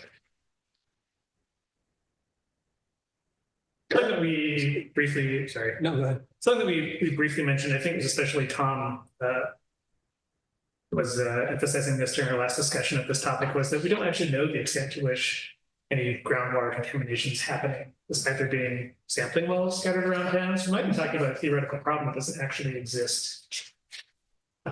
That's one point. The other one is that maybe somewhere in the ordinance, periodic inspection of groundwater should be inserted someplace. Well, we do have, there are some stipulations where the city could require groundwater monitoring wells on a marginal system, something like that. But that can get kind of onerous. But I would say that, there are regular beach closures for bacterial contamination. Where the county monitors, and when we were doing water quality sampling, we would get results that are 100 times what's considered safe. So there's an issue. No, wait a minute, we've argued about this over the years. Now, whether it's Because they're not testing for human source. they are, and they actually have not gotten as many human hits, and I found that very interesting. But there's other evidence in terms of the watersheds that have the densest development and the oldest systems are also the watersheds that have the worst water quality. But maybe it's because they have more dogs and the dogs are poopy. Do we have that data for Trinidad, or is this just like a general conceptual? We have it for Trinidad and the creeks up and down West Haven. And when was that data last collected? The And city has not collected data in quite some time, probably 2011. so there've been a lot of continued improvements to permitting and processing, and I guess where I'm headed with this is that the problem, I guess, to your point, might be theoretical at this point. Maybe the concerns that were there before about the discharge of DFVS and all that kind of stuff around here that kind of got us into our septic mess, right? And the city might not be here anymore. Is it maybe time to get some fresh data, water sampling? The cost, I agree, I don't know. Well, I mean, that's the thing, is so are you gonna put that on the city for the city to pay for? And, you know, I'm not sure that's the, you know, I'm not sure that's something the city can or should take. I guess to me, the discussion about the city's groundwater quality, et cetera, is kind of irrelevant, in my opinion, to this. Because septic systems have been engineered and designed and studied by engineers and scientists for however long that they've been in existence. And there are standards that exist because those standards have proven to be effective in treating effluent. And so if we should strive to meet those standards, in my opinion, I think. I mean, and like, whether or not having a marginal system is actually creating a problem in Trinidad, discussion that we could have, but I think, you know, I think we all want our neighbors to not be shitting in the yard. And Pick yourself. I guess, I don't know, that's just my take on it. So it's like, we should try to strive to create a system that, or a policy, I guess, that can get us as close to everyone having a properly sized system, given the number of bedrooms or people that are living in those houses. And as you discuss in here, there's like so many different ways to slice that up, determine what's a bedroom, and all of that. But and then ideally, a simpler solution, in my opinion, is best to not get convoluted. But and I think we're lucky that in Trinidad, most households don't have that many people living. So we do have leeway there. I totally agree with you, because you don't have a growing population. You know, it's more the number of people in the community. You have a static condition, you know. You got the same number of people pretty much have for decades, and they've had existing systems that are the effluent goes straight down. You know, there's no shallow groundwater anywhere. And, you know, so putting in monitor wells and trying to connect that to an individual system or a small addition to the community is pointless. I mean, if you're going to be monitoring groundwater, you're monitoring the groundwater for everybody within, you know, 200 feet of you in every direction. It's all collective. It's all moving toward the ocean. And who knows the delay time between, you know, this, let's call it effluent, this fluid getting from its source to some spring on the beach. It could be decades. But the bottom line is, you're not going to change the water quality out of the bay by, you know, adding a new septic system in here or there, or taking one out. I mean, I think, yeah, getting involved in testing groundwater it's ridiculously expensive with no firm conclusions they're going to come from. I would never tie that to somebody that has to increase their leach field because of put a new bedroom on a house or put in an ADU. I mean, most jurisdictions, well, all jurisdictions I've seen require additional. They size the septic system based on the estimated flow. And that is, when you increase the number of bedrooms, you're increasing the estimated flow, so you have to increase the design. And when you're adding an ADU, you're increasing the potential flow, so you have to increase the design. So that's standard across the board. Standard, even though that one additional, you know, bedroom here or there is going to have no cumulative effect as you'd ever measure. Well, I think bedrooms is, you know, maybe bedrooms is is a lesser issue, but I think, ADUs will increase household size by definition. Yeah, exactly. So you put in a new unit that's got another person in it, therefore more effort. I guess to just simplify it, I guess my question, if I were to add a bedroom to my home, that's going to trigger a reevaluation of my system, right? That's correct. Are we suggesting anything more onerous for an ADU than would be required of adding a bedroom? I think the problem is like, people like to call different things that might be bedrooms, other things. Sure. And so it can get wishy-washy, so. And if you have a 2-bedroom house and you have a 2-bedroom system and you want to divide your house into 2 1-bedroom units, is that system big enough? Are you adding more people? Probably. Well, and that's the limitation of bedrooms. If you have bunk beds and have 4 people living in a bedroom, you know what I mean? Obviously, your intensity of use is going to be far greater than, Sure. And there's single person living in a 4-bedroom home just themselves. there's no restriction of people sleeping in. I mean, it's not illegal, certainly. So yeah, I mean, you could certainly crowd people into a house and overuse your septic system. I think the other thing with the ADU that's beyond just the bedroom consideration is the kitchen, because the kitchen, 2 families cooking, tends to produce higher strength wastewater. That's materials. More washing machines. More washing machines. Yeah. So I kind of lost the thread here. Sorry. Maybe it's me, No. but what I understood what we were trying to do is for the ADU ordinance was to include information regarding bedrooms. I don't see that anywhere. Where is it? Well, I didn't put it in the ADU ordinance. That's what I'm trying to get at. So you're saying that the intent is to keep the ADU ordinance clean with respect to the number of bedrooms. That's correct. That we don't want to.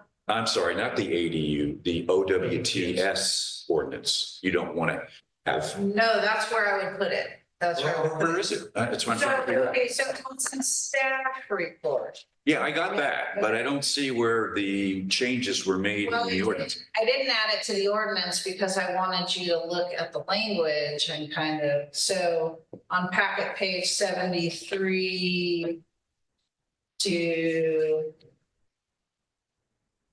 76 is a definition of potential because the OWTS ordinance has a definition of bedrooms that's would throw everybody off. It includes every room as a bed, would be counted as a bedroom. So it's not a good definition of bedroom that's in there currently. So these ones actually relax it, and it's not one we use really. So I'm proposing, I provided a couple of examples of potential new bedroom definitions. And then, and I don't know exactly where I would put this in the ordinance for sizing requirements. I would, in the OWTS ordinance, it would probably go probably around 13, 12, 110. So that's adopting the county's sewage disposal regulations, or basically saying those are what's going to apply in Trinidad. And then I'd probably put it in there because this would be in addition to that. Well, that's what was confusing to me is I was trying to find that in here and I didn't realize you hadn't put it in yet. Okay. Okay, so it really boils down to, do we want to select a definition of a bedroom? Is that what you're asking for us tonight? Yeah, and how do you want to approach the like I said, I think these two, and maybe you just say that that's a fine definition. I think basically those two definitions that are proposed basically result in the same, will have the same end result. It's just they're written very differently. So, Right, which one right. do you think is more more clear. And then, you know, in terms of ADUs, you want to do something different than what the county is. So that's what I get, that's where a little bit of the confusion comes, because I thought what we were trying to do was to kind of rely on the county's rules. And it would seem to me that the county's rules have to include ADUs as part of the evaluation process. So they do, but they recently, they didn't change their regulations, they changed their interpretation of their regulations. And it was a political decision, not a science-based decision, and that's where the concern comes in. And what was their change? Can you? So their regulations say residential septic systems will be sized for minimum 300 gallons a day, which is 2 bedrooms of flow. And they used to interpret that to mean for every residence, which I thought was overkill. And I've talked to them, I have talked to them about reducing that requirement, because that would have eliminated anybody from being able to put in a ADU. But they changed it to say just a residential system, regardless of how many residences are attached to it, has to have a minimum 3-bedroom flow. So that means you could have 2 1-bedroom dwellings on 1 2-bedroom septic system. What would be the concern with that? How is that different from having a 2-bedroom? Just the additional kitchen? The That's additional where the kitchen and likely laundry. additional people. Okay. And again, I'm still trying to figure out how that impacts our OWTS ordinance. Because if that's a county rule or a county regulation, the way I understand the way we've set up the OWTS ordinance Yes. is that it just basically says referred back to the DEH requirements, and there's only one small section on ADUs, and that's only about illegal ADUs primarily. Yeah, so that's correct. So, I mean, I might have, you know, originally I thought I was going to put this in the ADU ordinance. But one, you know, sort of looking at, you know, number of bedrooms, definition of bedroom, size of residences, it might make more sense to not just have the sizing requirements just for ADUs, plus HCD doesn't like things that are, you know, just for ADUs and not other types of residences. So it would make sense to say, we're using the county's regulations, except, and this would be in addition to that. And I've talked to county staff and they're totally fine with that. And like I said, in fact, they are currently working on revising their regulations, and it's likely they're going to end up with something more like this. But do we want to wait for that? There's no reason that I can't do something that they think is more appropriate. I mean, in the county's change, got this concentration of septic systems in this main city area of Trinidad. That's not typical of the county. It's not typical of the county, yes. And that's why, to me, it raised concerns. Yeah, but I support that idea. I don't support the idea of looking at the size of a dwelling. I mean, the thing about bedrooms has been in practice for a long time, and it's an average. Everybody knows that you don't have the same number of people in each bedroom, but it sort of averages out and it's worked. So I wouldn't get into messing around with that. And that's fine. It's just, you know, we have in Trinidad, we have a lot of very large houses, very few bedrooms. Yeah, then fine. And so the county doesn't have a definition of bedroom, so they just rely on whatever someone says is a definition of a bedroom. But most jurisdictions have a definition. Well, they include don't they include a room if it's got a closet in it? then No, I mean, it used to. some jurisdictions, yes, that would be a requirement, but in terms of building code, no. So you're stuck with the big. And so, and to me, someone, should they have to put built-in shelving in a closet to call a room an office? I think these definitions actually provide quite a bit of flexibility for someone to say, I'm going to designate this as an office, but also set some boundaries where the city can say, no, that's going too far.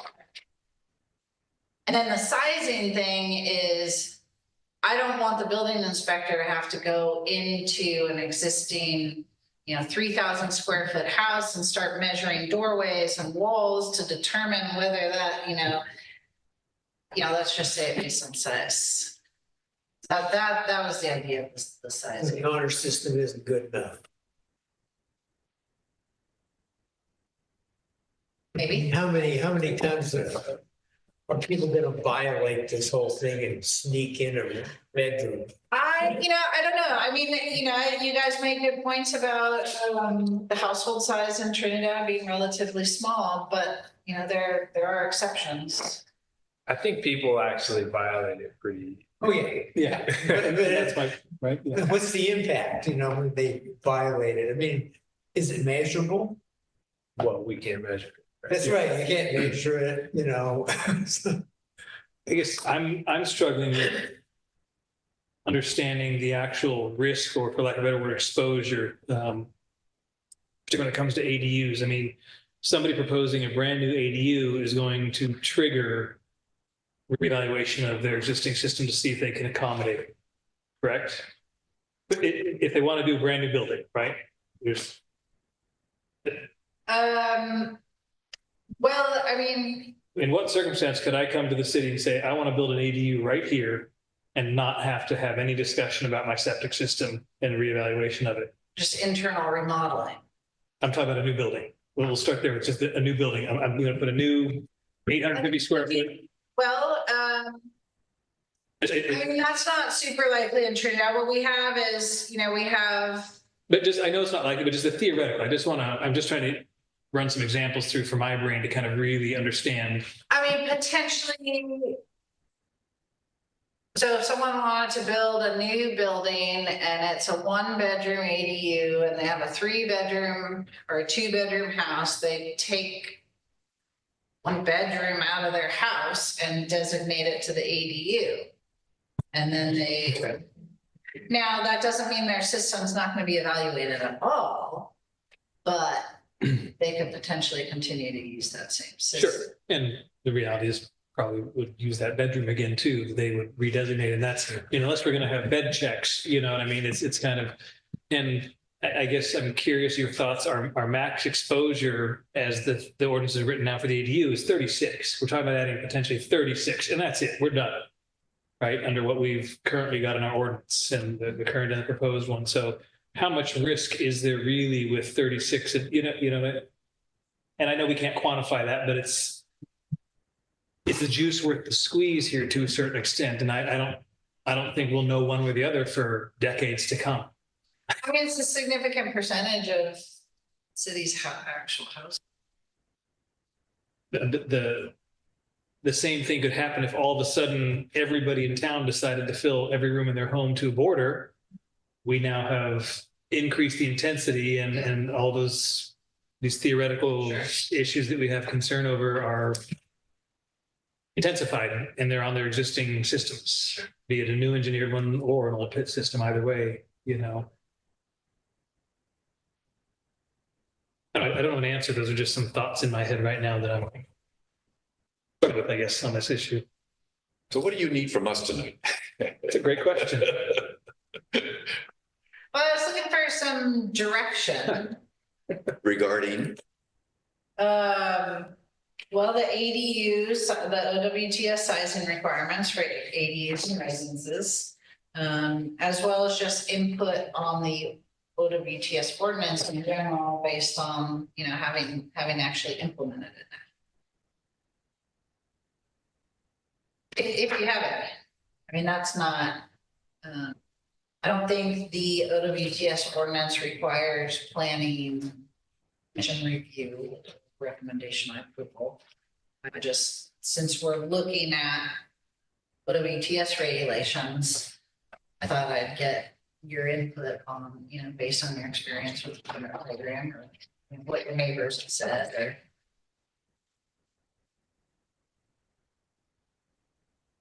We've done this, but it just seems like if you're adding an ADU, you're clearly adding a person, and it's the whole objective. And that therefore you should evaluate the septic system. ADU has a bedroom, right? So they're gonna be sleeping there someplace. So that seems like that would keep it simple. That wouldn't bring in the size of the structure.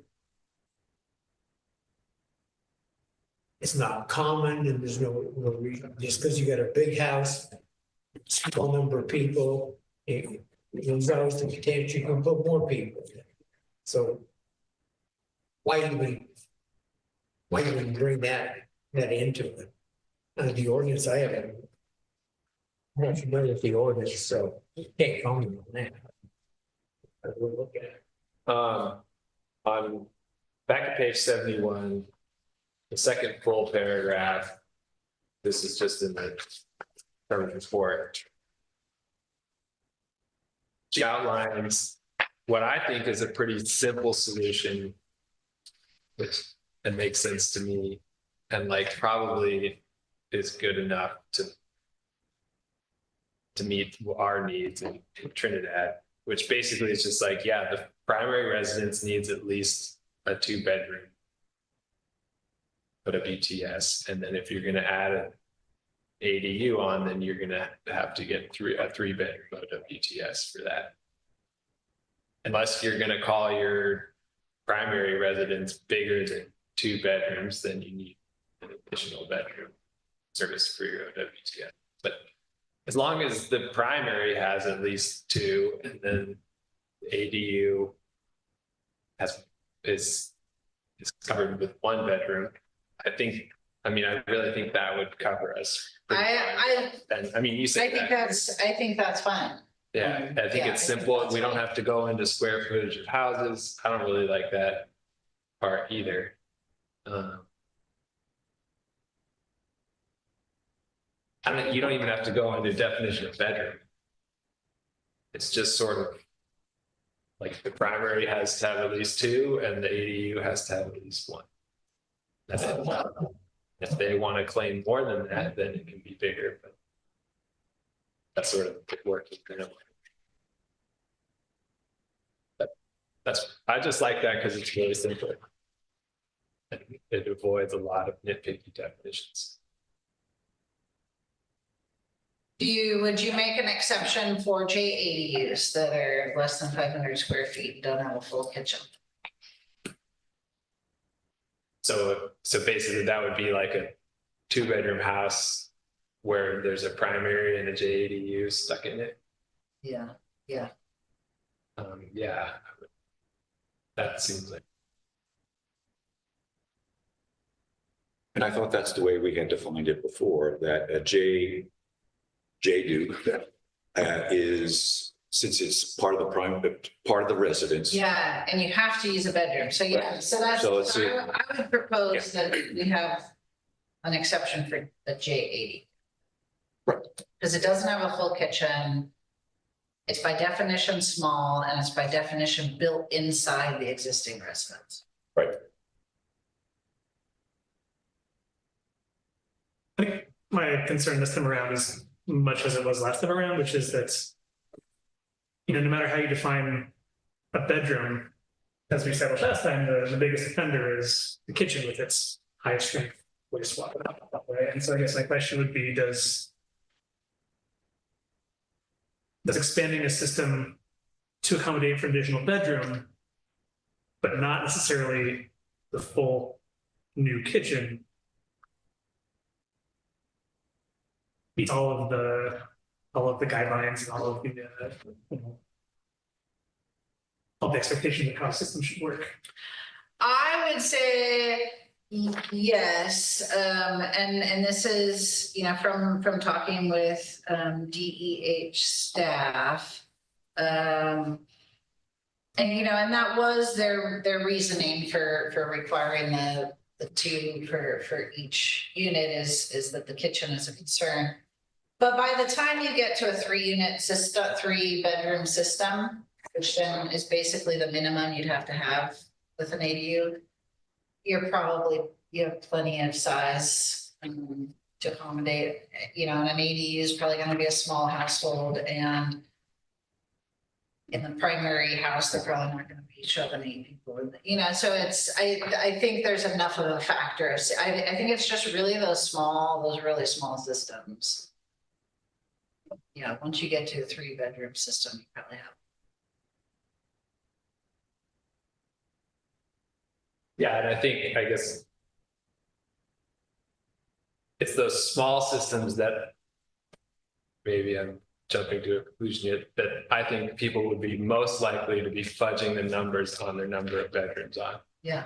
And so they're not only like the greatest risk, but also, or like the smallest systems that could be most easily overloaded, but also at greatest risk of people lying's not the right word, being dishonest. Because I know a lot of people that would love to just take their 2-bedroom home and just create an ADU and then call that 1 bedroom, and then the 2-bedroom home becomes a 1-bedroom home.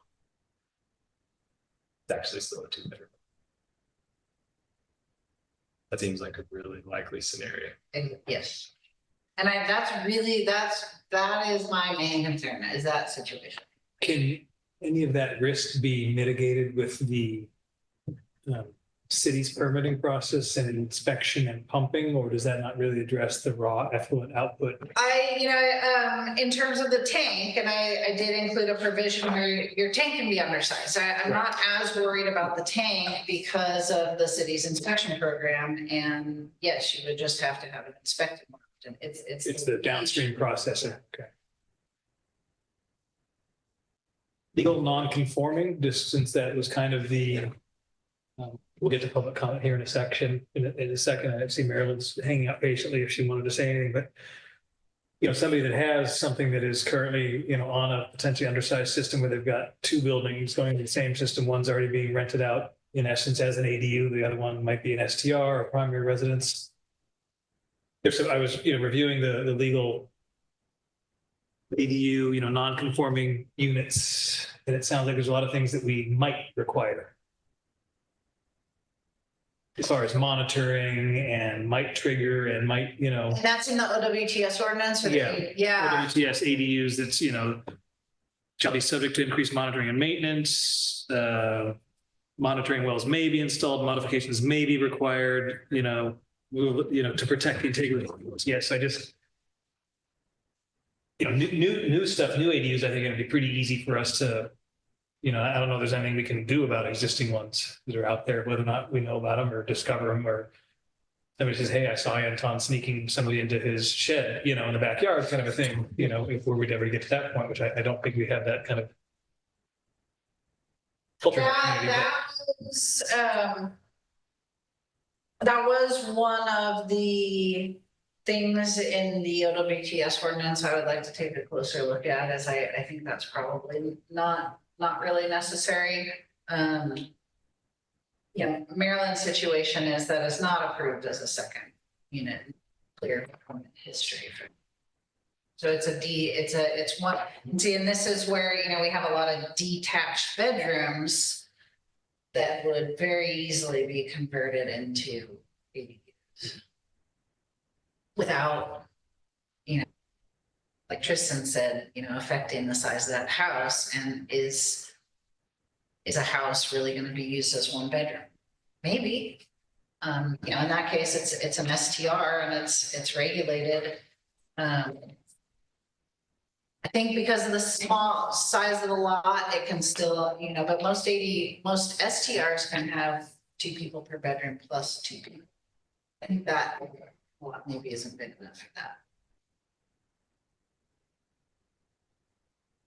So what's the final product here? And then ADU ordinance and an upgrade to the OWTS? That was the same?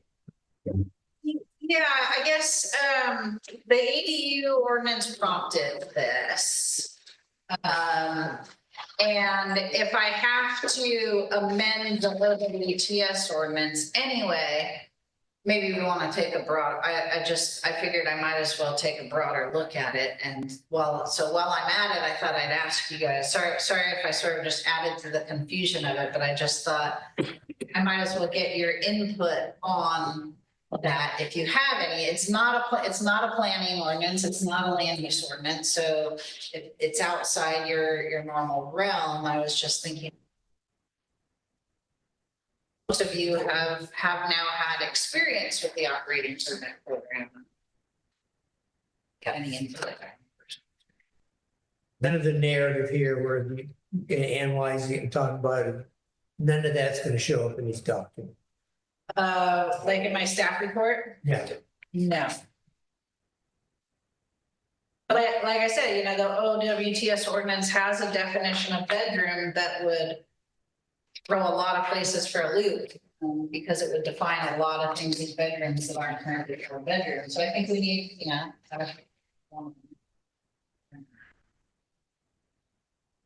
And it's not in the ordinance.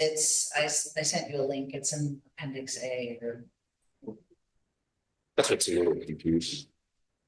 You're talking about definitions, and there's no definitions in here.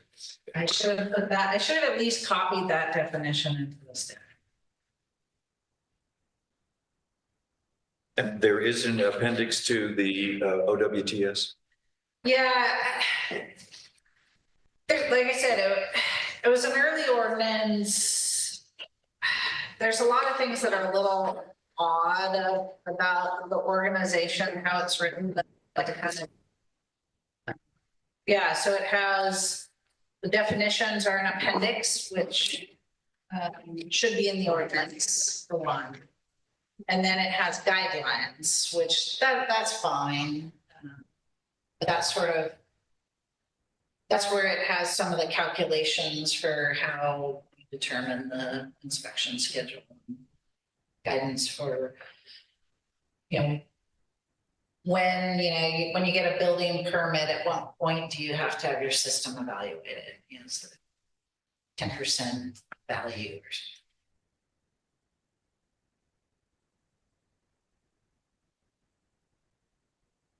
Where would I find that on site? You'd have to use the direct links. The OWTS page on the city's website has not been working. But I put the links in the staff report, so you could go. Oh, okay. Okay, that's a good thought. Yeah, thank you. But you can find them on the download. If you go to the downloadable documents page and you search for OWTS, that's another way. Okay. While we pull that up, do we want to take a break and open for public comment? We've had a lot of discussion at our level, and do see that Marilyn is here patiently waiting. Marilyn, I see you're on the Zoom call. If you'd like to speak, we're opening up to public comment now on this issue. I submitted written comments, which I was told you all had. We absolutely do that in front of us, yeah. I think, I don't know if you've all had an opportunity to read that or not. My written comments, but I don't need to repeat myself. So maybe I should give people a chance to read it if they haven't, and then make a couple of comments after your break, but I don't need to repeat what I said. I'd say if you have comments regarding, what we've been talking about and anything you want to elaborate on in your written comment, now would be a great time to do that, would be appropriate. Okay. I will just, to be clear, as I said in my written comments, I have a 1-bedroom house and a 1-bedroom legally permitted cottage, which is officially a 2nd bedroom. And this was permitted in 1994. And at that time, I was told by the Planning Commission that I would be allowed to have a legally permitted ADU ADU within a few months when the ADU regulations were finalized, which was over 30 years ago. And that has never happened. So that is my situation. So I commented on a couple of things.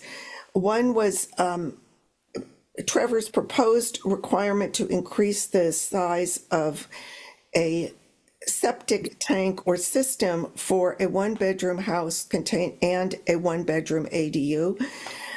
I don't think what she is proposing is what is reasonable or standard, because as I said in my comments, I did contact 5 other counties, and they all told me that what would be required was actually the same or less than what is required by the county of Humboldt. So I think what is required by the county of Humboldt at the current time is what is really reasonable and standard. I mean, it's beyond what 4 of the 5 counties required.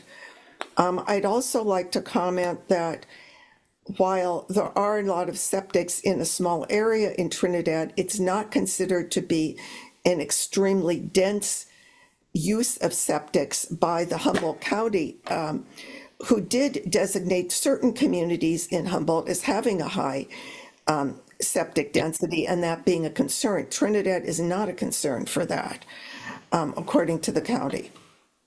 And I'd also like to mention that there is a really low density of septic systems to capita, or perhaps I have that backwards, in Trinidad, because there's actually 0.8 residences per capita in Trinidad, which is, very, very low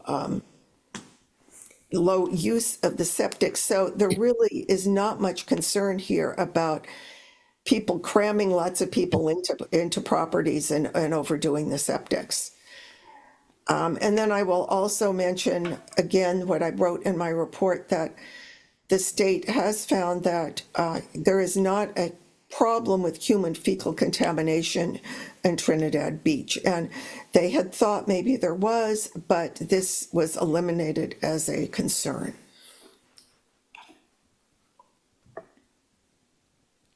Okay, thank you very much.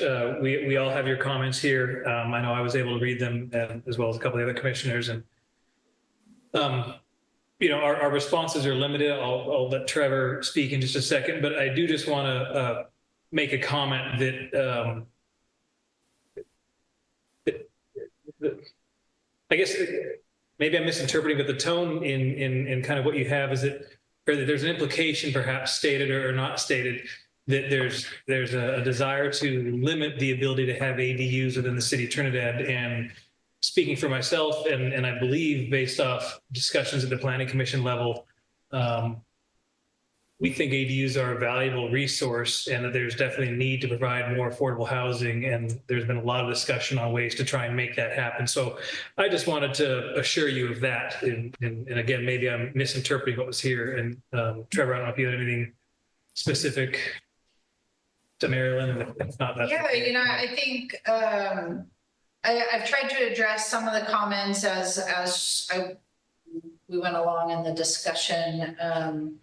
But yeah, I mean, we're trying to adopt an ADU ordinance that meets the state requirements and also meets coastal commission requirements. Water use, septic are all concerns with ADUs and in Trinidad in general. So we're just trying to make sure that it's probably in most situations it'd be fine, but we do have some very small systems, pits and other things. So we just want to make sure that we're not exacerbating an issue. Yeah, I understand that, and my I do feel like I do have to say, I do feel like there has been an attempt to limit ADUs and to prevent me in particular from having one when I do have an adequate system. I have a legally permitted construction, legally permitted tank, get my inspections, qualify under the requirements of most of the health departments that I've inquired. And so in the past, when I have been denied for making an ADU and the only adjustment to my property was to put in a 1-burner stove and did not require any additional plumbing whatsoever, it did feel like there was a deliberate attempt to avoid permitting ADUs. So that is where that is coming from. Okay, thank you. I appreciate that. And we definitely have heard what you said on that. So. Yeah, thank you. And thank you for your time and listening to this. And I do really, I do really appreciate the effort that Trinidad has made to really address the septic issue and inspect septics. And, I think that the city has done a really terrific job of that. All right, thank you very much. And there's nobody else in the room. So with that, we'll bring public comment. We'll end that and bring it back to the Planning Commission. I did find the definition in Appendix A. Thank you for pointing out hyperlink of the bedroom here. I'll just quickly read it, or I guess just to kind of get it in front of everybody. Any space, conditioned, heated area of a dwelling unit which is 70 square feet and greater in size shall be counted as a bedroom unless it is one of the following: hall, bathroom, kitchen, living room, maximum 1 per dwelling unit, dining room, family room, breakfast nook, pantry, laundry room, closet, dressing room opening off a bedroom, sewing rooms, dens, offices, studios, lofts, game rooms, and other exterior room, and any other exterior room 70 square feet and greater in size shall be counted as bedrooms regardless of whether they are entered through a door, unless the room is otherwise exempted. The OWTS administrator or health officer may grant exceptions if in his or her discretion room cannot by itself, by its design, function as a bedroom. So that's the existing definition. Offices and dens are bedrooms, which a lot of jurisdictions do. What it says? Yeah, sewing rooms, dens, offices, studio, loft, game rooms shall be counted as a bedroom regardless of whether or not they enter through a door. And that's, we haven't done that, and that's not. Unless otherwise exempted. It does provide room to exempt it. Yeah. Right. But I think this provides a little bit better than just, she said it's okay.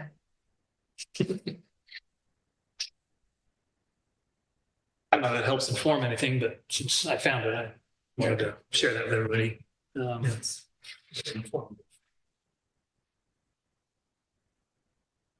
you looking for any specific direction from us tonight? Because I don't know personally that I'm ready to offer anything, because I'm given personally a lot to think about tonight. Yes, I am intrigued by kind of Tristan's proposal. Well, that's direction, I think. Sorry, Tristan's recitation of your proposal. Yeah. I was just corrected. Thank you. That's fine. That's enough direction for me. And if you, and I will, when we finalize the ADU ordinance, I will probably revisit this and provide you the language that will go in the OWTS ordinance. But if you don't have any additional comments on the OWTS ordinance, you guys don't have to look at that again. So I'd like to just ask a question. Maybe I should, the ADU ordinance is not officially approved, correct? That's correct. The city did approve an ADU ordinance at one point, and it was not certified by the Coastal Commission. Right. That's what I meant by, Yeah. I'm sorry, I should have been clear. Right. This current draft that we have now has not been approved by the city because, we're trying to avoid that back and forth and try and, I think I've gotten consensus from Coastal Commission staff that they would support this current draft. Now it's just HCD that we have, because they now have to approve ordinances too. So since we're in this situation without a fully approved ordinance, if someone came to us and said, I want to build an ADU, what do we do? That's a good question. So, and state law Gosh, that changed, I think, back in sometime 98. Anyway, I think sometime in the 90s, basically the state said, if you don't have an ordinance, you have to use our criteria. But those regulations have always said nothing in this will affect the Coastal Act. And because the city's ordinance has been certified by the Coastal Commission, it in effect implements the Coastal Act, and our current LCP prohibits ADUs, essentially. That's what I was getting at. So we're really in kind of this situation where, well, just as Marilyn just pointed out, she can't get authorization for an ADU because of just what you said. Okay, thank you. I think I understand. Very understandably frustrating, right? Yeah. Coastal Commission said you can't have it. You have to get a use permit, I guess, to get an ADU. So in the SR zone, you can have an ADU with a use permit, but I think you have to have double the size lot. And then in the UR zone, you can have a guest house or servant's quarters, whatever that means. But again, you have to have a double size lot, so at least 16,000 square feet.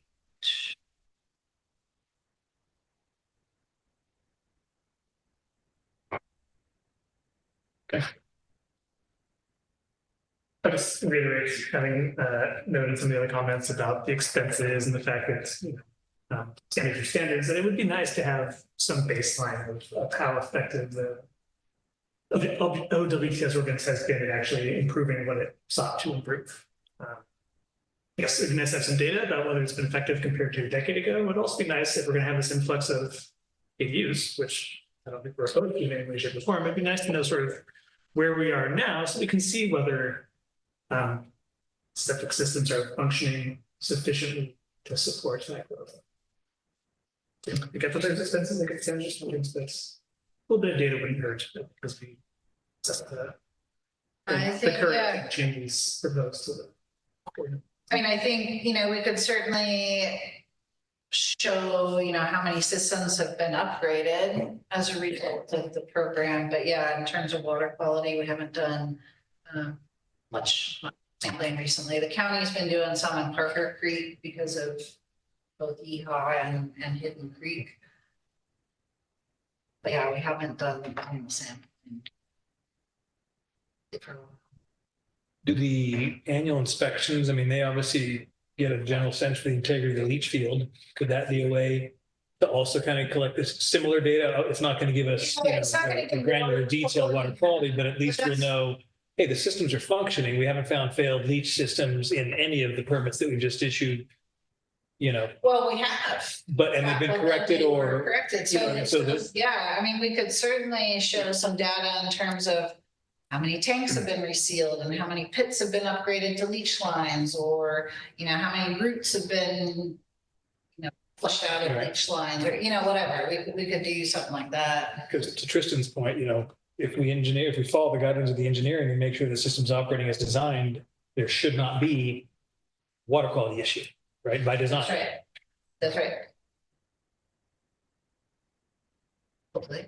But again, the county regulations require an acre for septic system for a new lot.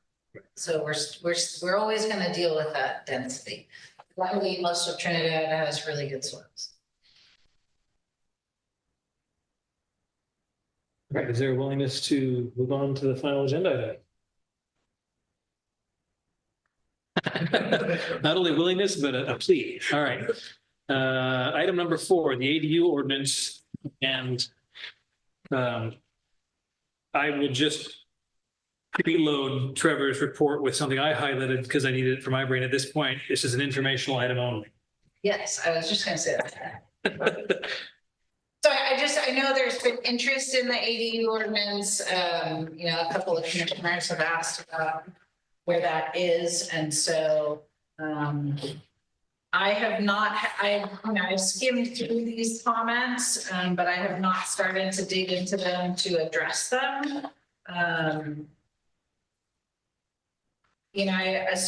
basically, I just need to start responding to these comments. And, I think at some point it would probably make sense for HCD staff and Coastal Commission staff and myself to probably get together and maybe flush out a couple of details, but hopefully, some of these are substantive, but I think a lot of them are, they do these reviews without digging in too deep. And like, for example, one of the first comments is the definition of JADUs, where I didn't include the kitchen part of their definition, but that's in the JADU standards, because that's where it makes sense more than it being in the definition. So will they accept that?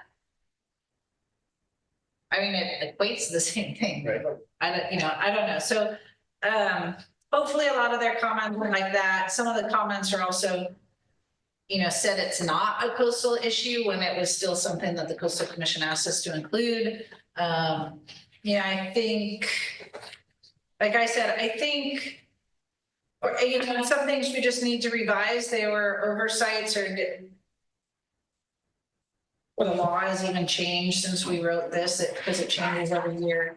I think probably that height is probably going to be the one issue that is going to be hardest to find. Yeah, could we double down on that one? That's absolutely up to you guys. I mean, I guess sorry, I don't know if we're done, but. Yeah, I think it's about crafting the response and hopefully getting concurrent from the Coastal Commission to support that.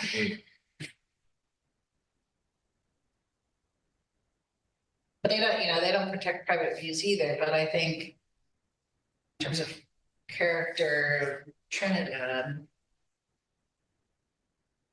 Or public reviews, I guess.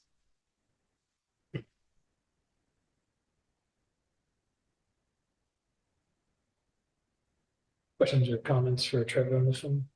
I mean, I read through half of his response, which seemed very annoying, but.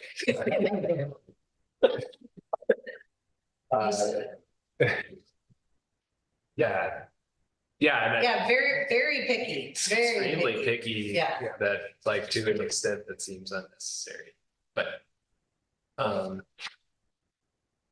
Yeah, I guess one of the ones, the height one I keyed in on. Yeah. And the setback requirements. But I thought some of these I just have to take a look at. Maybe it's just a tweak here and there, or maybe they just didn't understand how something was written, but.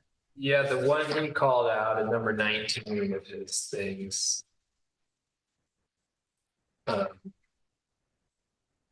Was about the street side yard, which I think that applies to a corner lot. Is that what that is? Yeah. Which. And I think that, okay, yes, that is not in the state regulations. That one seems.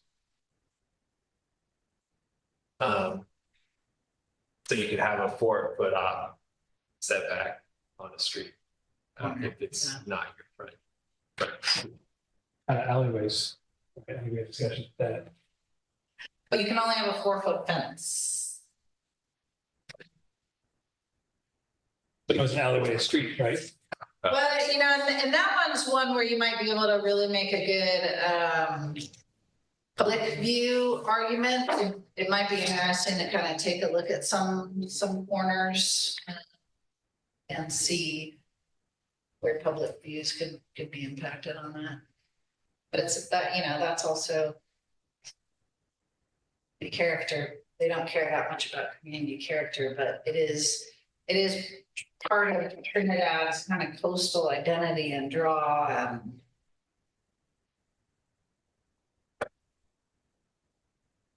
Trinidad is a coastal resource. It's a conversion ADU. I don't feel like I've heard that term before. He called that out in one of his a conversion ADU. Probably anything that's not new construction, so just conversion of an existing building, yes. Do you know what? Yeah, his response number 13.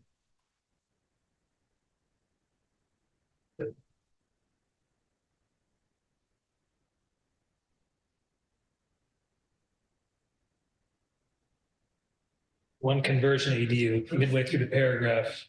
And D. One conversion ADU, one, you know, Yeah, so, and again, some of this stuff, I mean, we need his definitions of his document.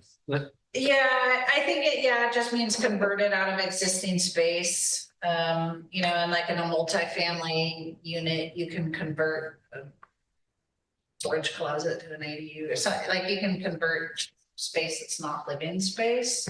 But again, these are, I mean, those are sort of, it's sort of silly to muddy up Trinidad's ordinance with stuff like that when we're never gonna have multifamily like that. But if that's what they require, we can put it in there and it's not gonna affect anything because we don't have any buildings that apply to. Well, I guess the only way we might is the consideration of expansion and annexation to places where Yes, that's possible. And so we do have the obligation to plan for the future True.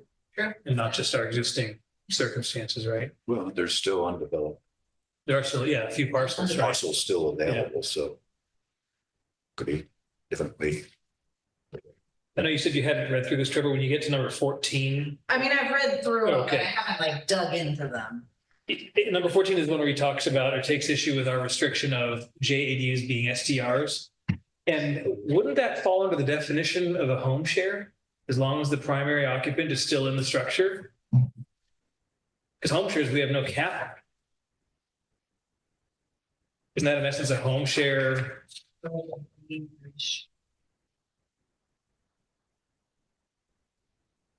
Cases.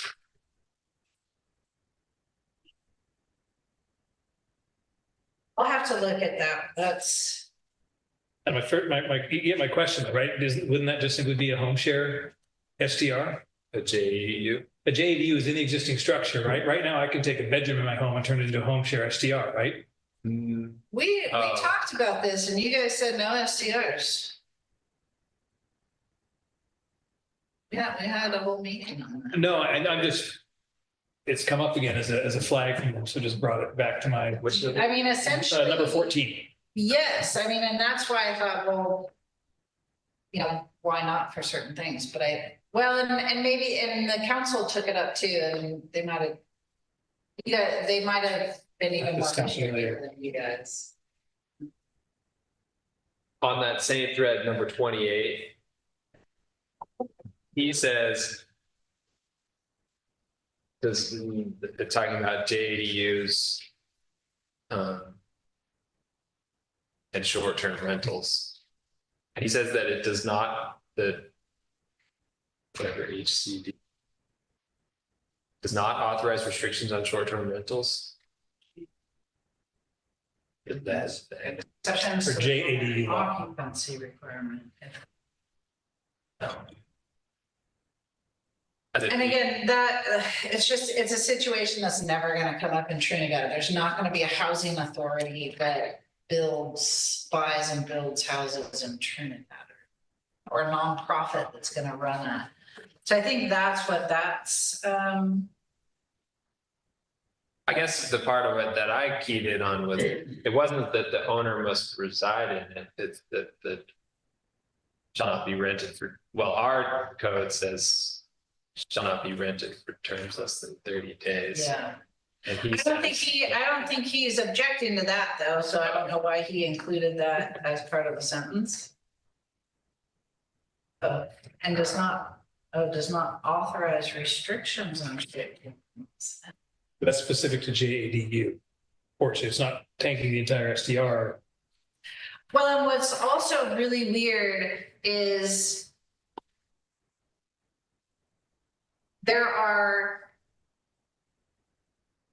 so the state law had, it said, if the city has an ordinance, these are the sort of maximum standards you can put on ADUs. And then it had a separate section. And then there's another section that says, regardless of the city's ordinance, you can build these.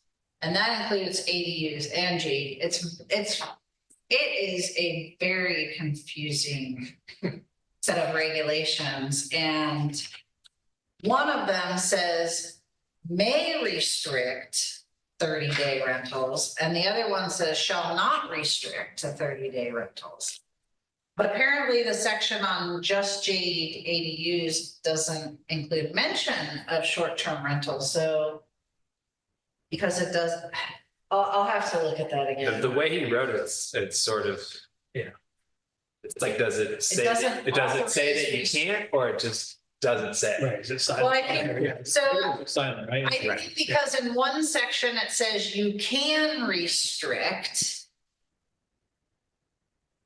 Then if it doesn't say anything, then you assume that you can't restrict. But there is another section that says you can't restrict. So it's a horribly written. And I think partly because it's been amended every year for 30 years. Yeah.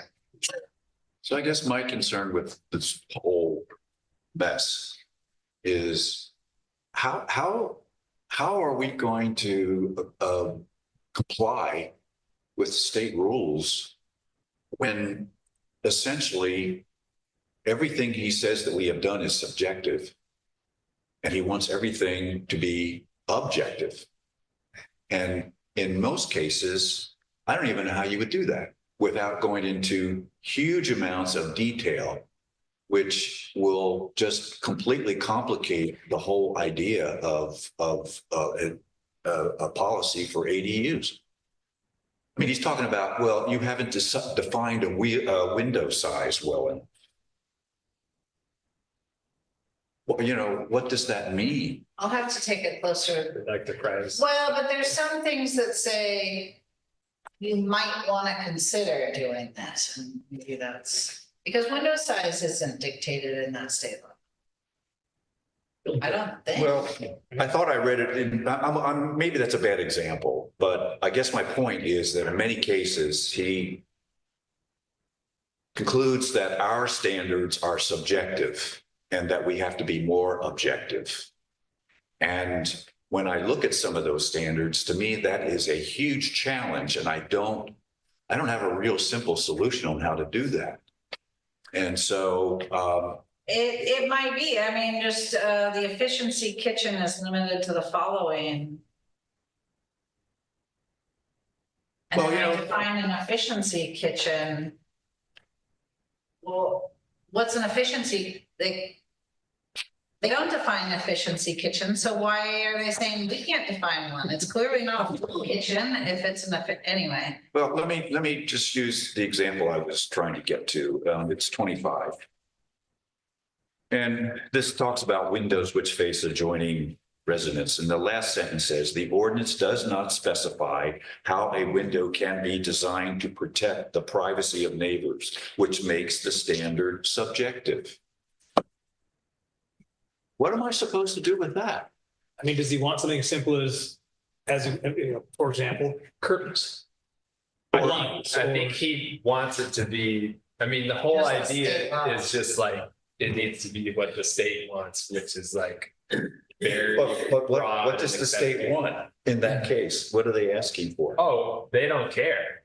I mean, this is my, they just want people to build an ADU. They don't care if it invades the neighbor's privacy or whatever.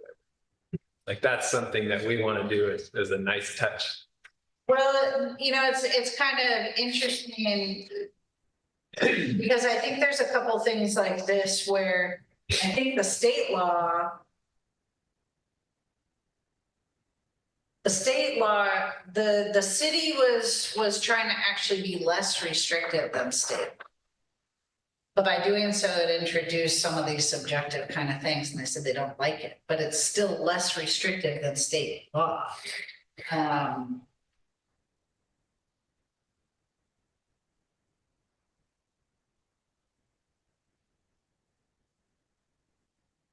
So the next steps, I guess you have a conversation with the gentleman at HCD that offered this, and I mean, we could just say the entrance to the accessory, well, let's see.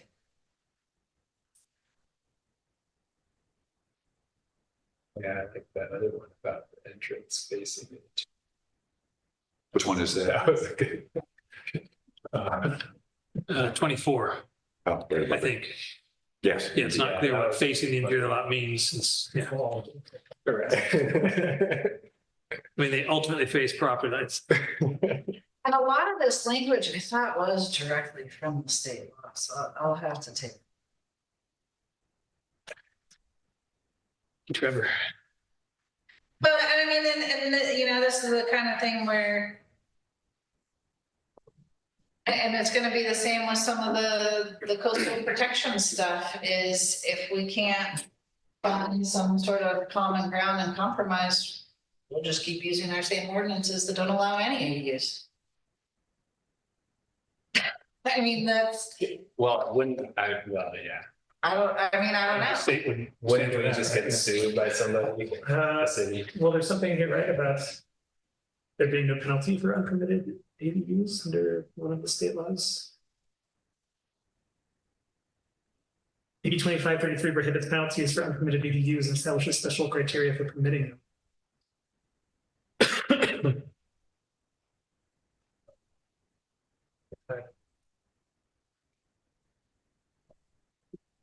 Are you supposed to be responding to these responses? Yeah.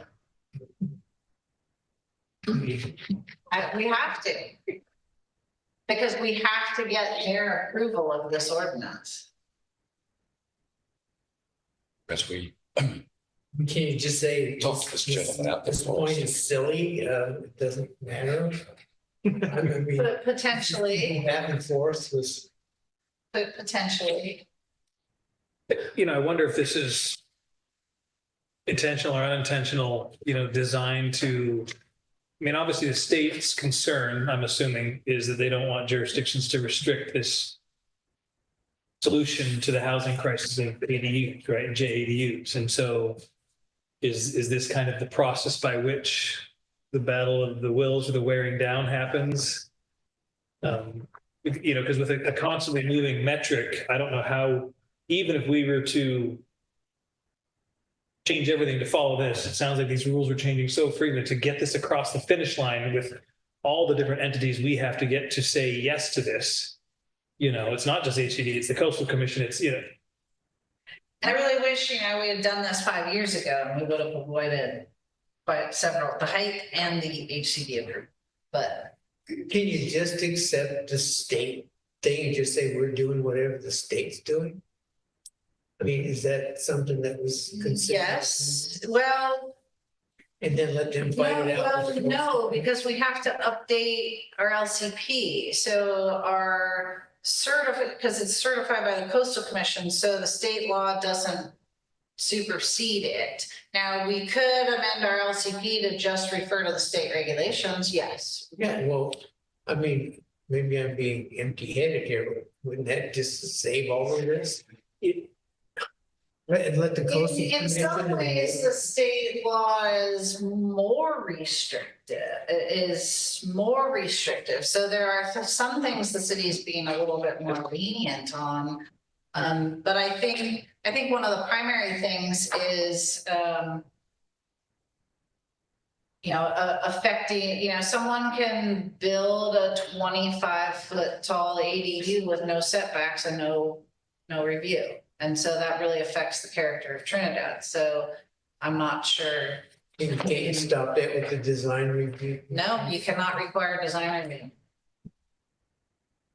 But this is the catch-22. If you just Yeah. take the state requirements and guidelines and And the Coastal Kinds of inappropriate things Commission to won't even accept just the state guidelines, because the Coastal Commission added a whole bunch of stuff to our ordinance too. Some of which HCD commented on. seems like you said, Welcome to the mess, Roland. wow, this is, I thought that. And it's, yeah, it's a, I don't know. This general plan review is gonna be tough. I'd love to run this through Chat GPT and see what. Well, I have heard people comment that they think they have an AI reviewing these. That's what I'm wondering. Yeah. This almost sounds like it. Yeah. And That's an evil thought, but you know, it sure could.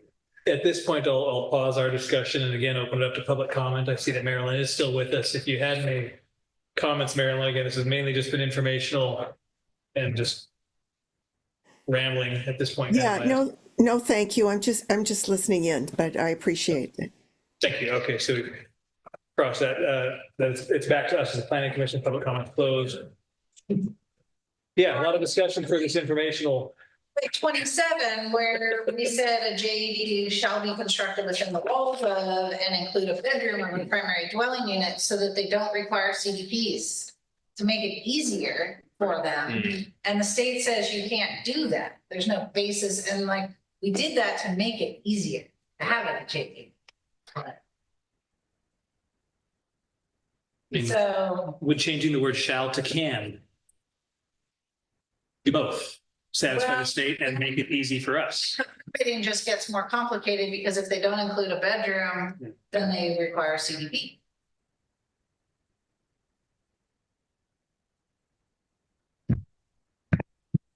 Right, well, then if they want, then the applicant Then, can yeah. go that route or the other. They have So, to you know, we either. were trying to make it easier for people, Yeah. but, you know, At that point, the state's adding cost Yeah. prohibitions to the Yeah. process, right? By permitting. Any further comments at this point on this one, or I think we kind of. Right, yeah. That's probably hard. Probably asleep by now. It sounds delightful, doesn't it? All right, then with that, agenda item 4, commissioner reports. Do any commissioners have reports from their committee assignments or? I just have a few things to mention. The chair, co-chair, and committee assignments we're going to put on the agenda for the February meeting, right, Trevor? Now, once we have really seated, so we can please discuss and however we want to do that, and change is certainly welcome on all fronts there. well, you know what the committee, you can help me with what the committee is. Right now in the office. Okay. There was STR, which has been sunsetted. There is water advisory. Tom was on the trails committee. Trails, yeah. Are there others? I think it was just those. But STR's been. I don't think we're on animal. Well, or whatever that, I forget the animal welfare, whatever that is. And there are some committees. But they just haven't had meetings. Water advisory may be sunsetting as well, based off the council discussion last night. That might have run its course. The issues might be better addressed at the council level, which isn't actually that bad a concept. Only other couple things I have, just a reminder, if you didn't see it in your city email, the FPCC forms or whatever, electronic one, don't forget to do that. Joint City Council Planning Commission meeting that was asked by Commissioner Slay. Yes, that is something that we're looking at, trying to get on the agenda. Yes. I know, right? The beginning of the council calendar year is pretty full, so they're trying to figure out when they're going to get that in, but that will continue. And then the last thing I have is just a plug for, and I sent this to city staff, to the city manager and the city clerk, is if you are unaware of the earthquake brace and bolt program, it is reopened again right now for that. It's a phenomenal program where the city gives, or the state gives you the last, when I did it, it was $3,000 towards getting it done. We have a contractor in the area that actually is certified to do it. You can do the work yourself. And You did it a couple of years ago too. yeah, I did it and it was a few $100s more than the cost than what the grant fund is. It was a no-brainer for me to do it, but the city has that. It's on their website. Earthquake Brace and Bolt is the name of that, or the city hopefully is going to put it on the website. So I just wanted to plug that because I think it's really important. And if you are one of the people that carry earthquake insurance, it gets you a savings on your premiums as well towards that. Yeah. That's all I have. Any other commissioner reports? You had? All right. I'll just- Yeah, please. I'll just mention that HCOG is supporting a safe routes to school program of self-assessment, and they've received a fairly large grant. And so it's a public participation on January 22nd. There's be lots of information on the HCOG website. It's interesting because they're going to be doing a lot of work with routes, safe routes. which we went through and still continue to do. So there's some interesting stuff there. Anyway, like I said, it's on the HCOG website. Do you know, did they reach out? I would imagine all the schools in the area. I would hope Trinidad Elementary has pumped this information out to. I don't know. Okay. I don't. Staff report. Just in terms of the joint meeting, my suggestion was that, the planning commission kind of look at planning priorities for the year, which we sometimes do, especially when things are busy. So I sort of started a list, and then I think that's good to present to the city council as they're discussing their next annual budget. So I will probably get you something on that. I guarantee you a question they will ask will be the status of the general plan, where things are. And if we can show them something that says, we've done our work, it's now in the hands of these entities and we're waiting for it to come back, I think would be a very helpful, planning commission has completed these tasks. It's out in bureaucracy land, waiting to come back. So that way they at least know, and whatever's left for us would be it. And we have a couple of very simple application right here. They're just enclosing a carport, but it technically the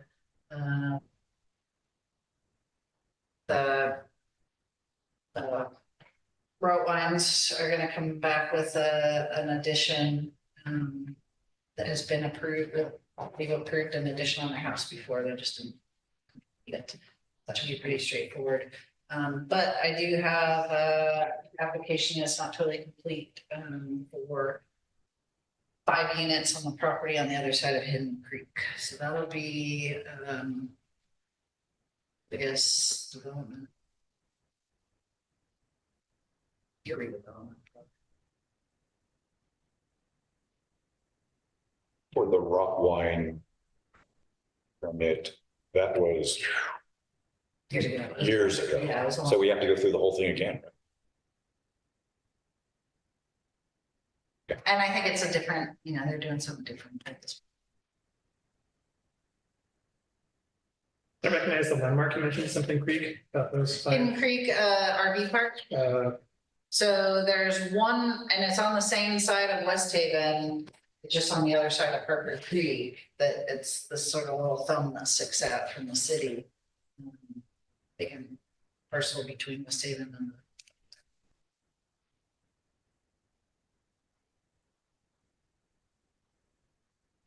That could be changing. it doesn't have soil limitations. It's a lot of trees, but it's 3 acres. There's some seeps in the creek setback, but it's just 5 units. Likely February, more likely March, April. Oh, yeah, it'll be a couple months. Okay. So we have to do CEQA for that one. Other than that, working on the LCP update, concentrating on using up that grant funding. Processing applications and following up on a few other things that we did with grants, but we didn't quite get them to the finish line. So I'll include all that kind of stuff in the planning. Any changes, future agenda items? As moved at this point. And I will include those in the priority list as well. Let's see where you want to bring Emphasize. signs. Signs have come back full circle. Yeah, as I was sitting in the council meeting last night, I thought, boy, I know we've been pushing that one off as long as I've been on the planning commission, but. Well, it went quiet. There's been radio silence on Yeah. signs for years, even though that used to be one of our top issues. You said emphasize annexation. Well, and I just got another inquiry from some properties up north. So, that's a much bigger. But yes, annexation, I've been holding off on trying to start, talking about annexation with those water applications till we had a new city manager. I just couldn't get the momentum to get a staff meeting together to do that. That's definitely on my list. Can I asking why? Why you feel like it needs to be addressed? Well, I just look at the economic situation for the city. And I look Like at, these ADU regulations, I don't, yeah, that too. just keeping up, I've started to realize over the years, I don't think Trinidad's gonna be sustainable at its current size. Yeah, I mean, we've discussed it in the past. I'm just wondering if there was some urgency all of a sudden for some reason or. Well, I said, my urgency is the fact that we have been saying, yeah, we need to do it for as long as I've lived here. And And my urgency is that we have 2 water applications from outside the city and LAFCO wants us to look at annexation as part of that. got nothing new per se, but just try to keep the pot at least on the simmer. All right, then with that, we are adjourned. Thank you. Everybody.